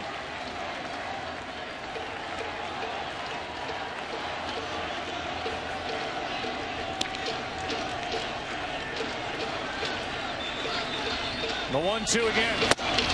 Inside corner. The Royals, 2015 World Champions.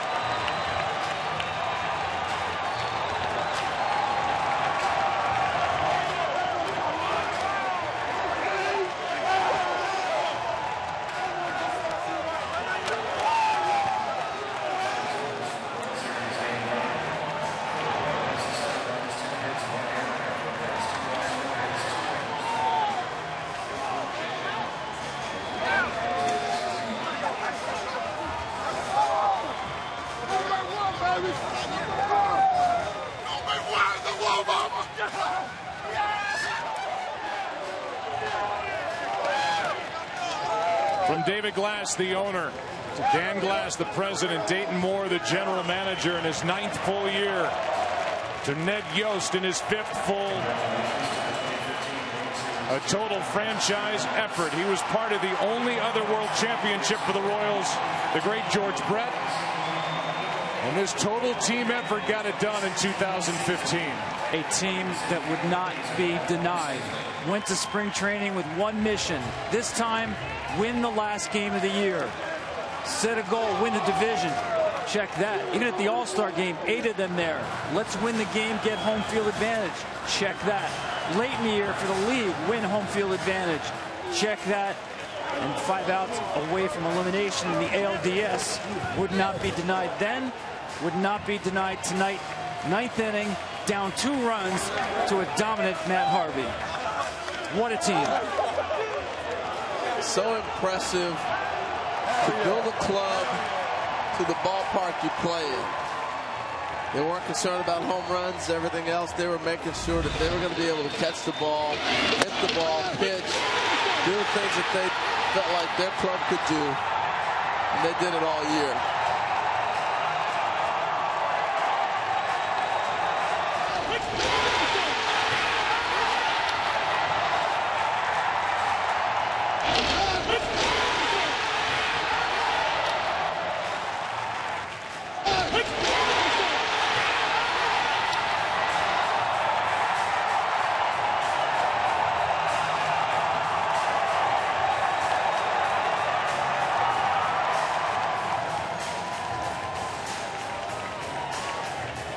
Hochshaver gets the win in Game 5. Addison Reed suffers the loss.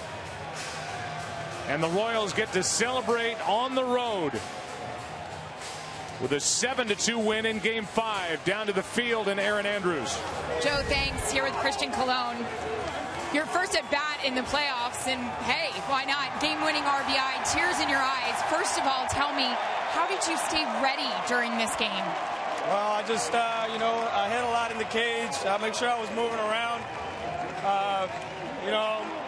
Johnny Gomes was just taking me under his wing, letting me know what I needed to do to get ready in certain situations. And, that's when you bring a guy over, But I just stay ready, moving up and down, waiting for my chance.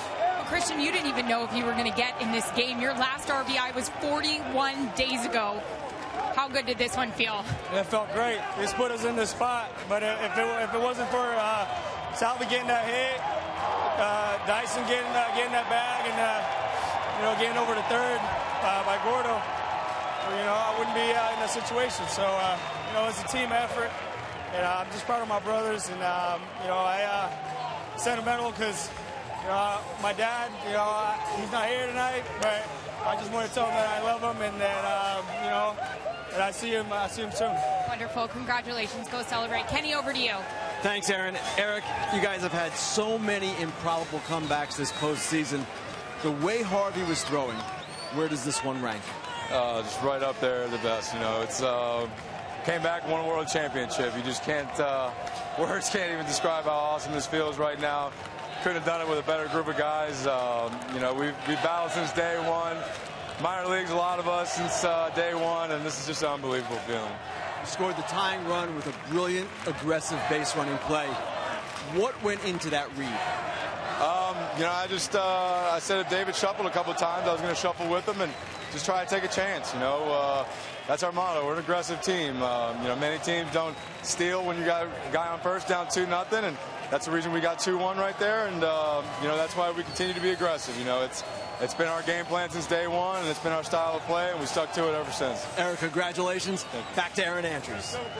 All right, Lorenzo Cain says, let's go. I'm ready to celebrate. But first, take me back to the top of the ninth. Matt Harvey arguing his way back into the game. You lead off with a walk. Tell me what you saw in that at bat. Yeah, just battling once again. I got down early in the count once again, so just find a way to get back in it. And like I said, I just feel like I just try to take good pitches. And he did a great job. He threw the ball really well tonight, kept us off balance the entire game. But like I said, guys came through at the end when we needed it the most. But you said it, the key word, battling. 8 times in this postseason, this team has come back. Lorenzo, why? Why does this happen? We never died, never quit attitude. I mean, this entire clubhouse, front office, fans, they're all amazing. So like I say, just that never quit attitude. And we continue to push no matter if it's not in our favor. We continue to fight as a team. Congratulations. All right, thanks for having me. Joe, over to you. All right, Aaron, thank you. We go back to 1995, which is 10 years after they won it all in 85, as we watch the reactions by the bench, by the Royals fans. And so many are here tonight at Citi Field. It was a brilliant October for their shortstop, Alcides Escobar, who was the MVP of the ALCS. But this thing has turned around in 2 years. Starting in 95, losing seasons 18 of the 19 years. They lost 100 or more 4 times. Last year, a wild card entry. This year, a division winner for the first time since '85. And this year, a world champion. for the first time since 1985 as George Brett celebrates in the seats.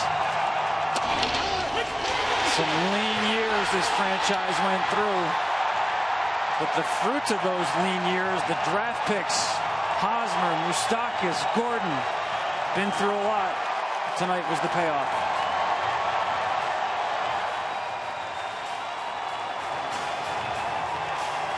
Ned Yost walked into the Gatorade bath. You know what? Ned Yost was a guy that tried to run out of town a few years ago. And to stay with him was phenomenal. The job he did, phenomenal. And how did they celebrate back in the Power and Light District in Kansas City? They got it. World Championship in Kansas City for the second time in franchise history.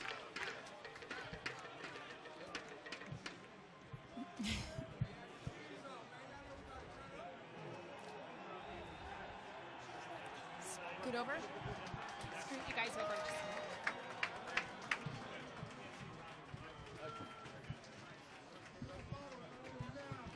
Just gonna move this. You good?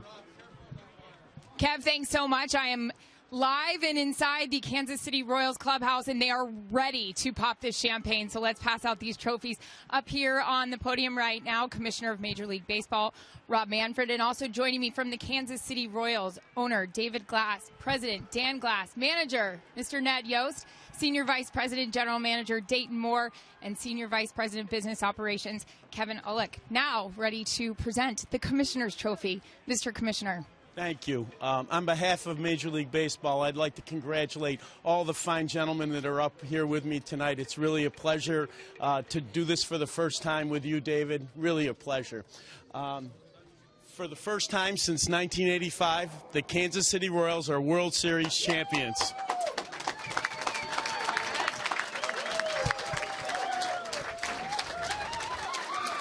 I hope you're ready for this. And Mr. Glass, let me ask you, what will it mean to bring this trophy back to Kansas City for the first time in 30 years, not only with a group of guys like this, but the way they were able to do it? Yeah, Aaron, I couldn't be more excited, and it's really an honor for me tonight to accept this trophy on behalf of the entire Kansas City Royals organization, the players, the coaches, all the front office people, and particularly for the fans in Kansas City who are fantastic. We had a mission. These players told me in spring training that they were going to do it this year so that we could all put the last year behind us. Guys, mission accomplished. Dayton Moore, if I could bring you over just really quick. You know, Ned Yost had said to us today that he has never seen a team do what they've done. 8 comebacks in this postseason. You put this group together. What is it about this mix of guys? We put this group together. I mean, it's an incredible bunch of guys. And, you know, I can't thank, you know, our entire Royals family, all of our scouts, our development people, Ned and the coaching staff, unbelievable. And these guys, I mean, they sell out every night. They got great hearts to play. They represent the game of baseball first class. We're proud of you. We love you. Way to go. Speaking of first class, let's bring Ned Yost on over. Finally, we can see you smile. Today in your office, you said, we haven't done anything yet. We have to stay patient. The moment is here, and you told us since day one, just like Dayton Moore said, this was the goal. Now that it's here, how does it feel? Well, it feels great, you know, to be with these guys here. I mean, you saw us play in the playoffs. The heart and the desire and their competitiveness and their character just showed through every single game. And I had to laugh when Mr. Glass got that trophy, because when he got the American League trophy, he said, this is pretty, but I want the one with all the flags on it. And the boys went out and got it for him. Ned, you've been through it, 12 years with the Atlanta Braves, and like I said earlier, you told us you had never seen a group like this. What was it like for you personally to watch it unfold? Well, it was special because I've been through all these kids. I've seen most of these guys when they were in A-ball and when they were in AA, and watched them come up to the big leagues and watched them have success and watched them, you know, struggle a little bit and finally get to the point where they developed as not only great Major League Baseball players but great men. So there's a lot of satisfaction in being being around these guys for as long as that I have, and then to see them experience this as world champions, something that I knew that this group was going to be able to accomplish at some point.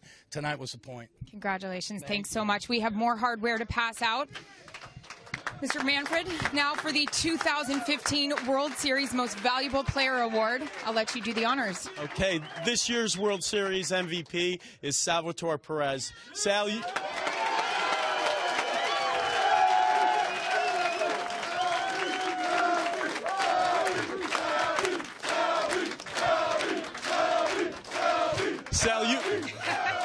Oh, compete with them. Come on, it's fun. Sal, it seemed like you were in the middle of every big play during this series. It's no shock that you were selected. So it's my pleasure to hand you the World Series MVP trophy presented by Chevrolet.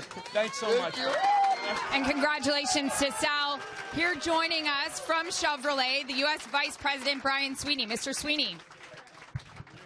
Salvador, on behalf of Chevrolet and our 3,000 dealers, we're pleased to present you with an all-new 2016 Chevrolet Camaro. Congratulations. Thank you Great very much. job. Thank you. Congratulations.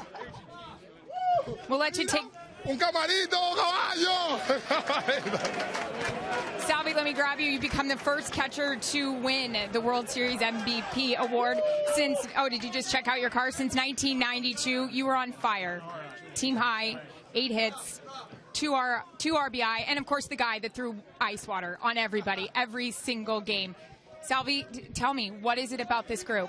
It's unbelievable. You know, we feel like a family in here, and we know we're gonna do something special this year because I feel it in spring training. You know, bro, everything. Thank you, God, for everything, for every opportunity. And now I don't feel pain, I don't feel nothing. I'm ready to celebrate.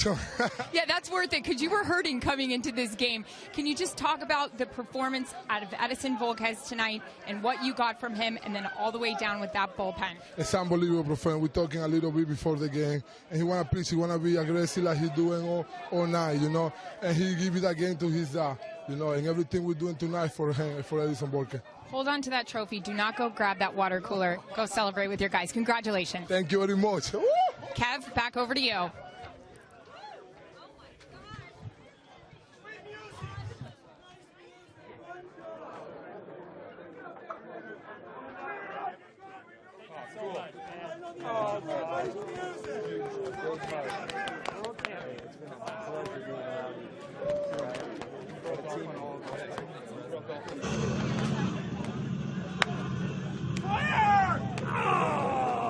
Let me stick right there, baby. Oh, Mama Moves would be happy right now. Oh, my God.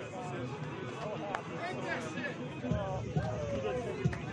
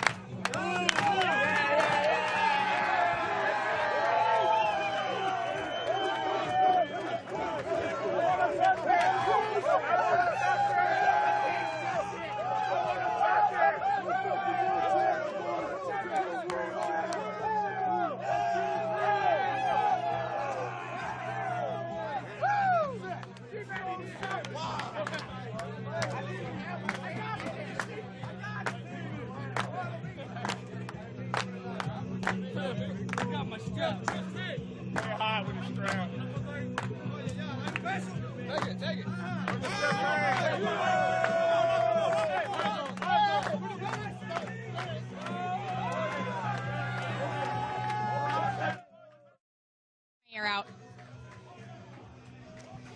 Chris, I remember at the beginning of this World Series, you had told us, I had never been around a group like this. Now that you're here, you've pitched, and you've won with them. What can you say about this team? Words can't describe the character of this group of guys. It's just unbelievable. I've never been around a group that's so mentally tough and strong and resilient.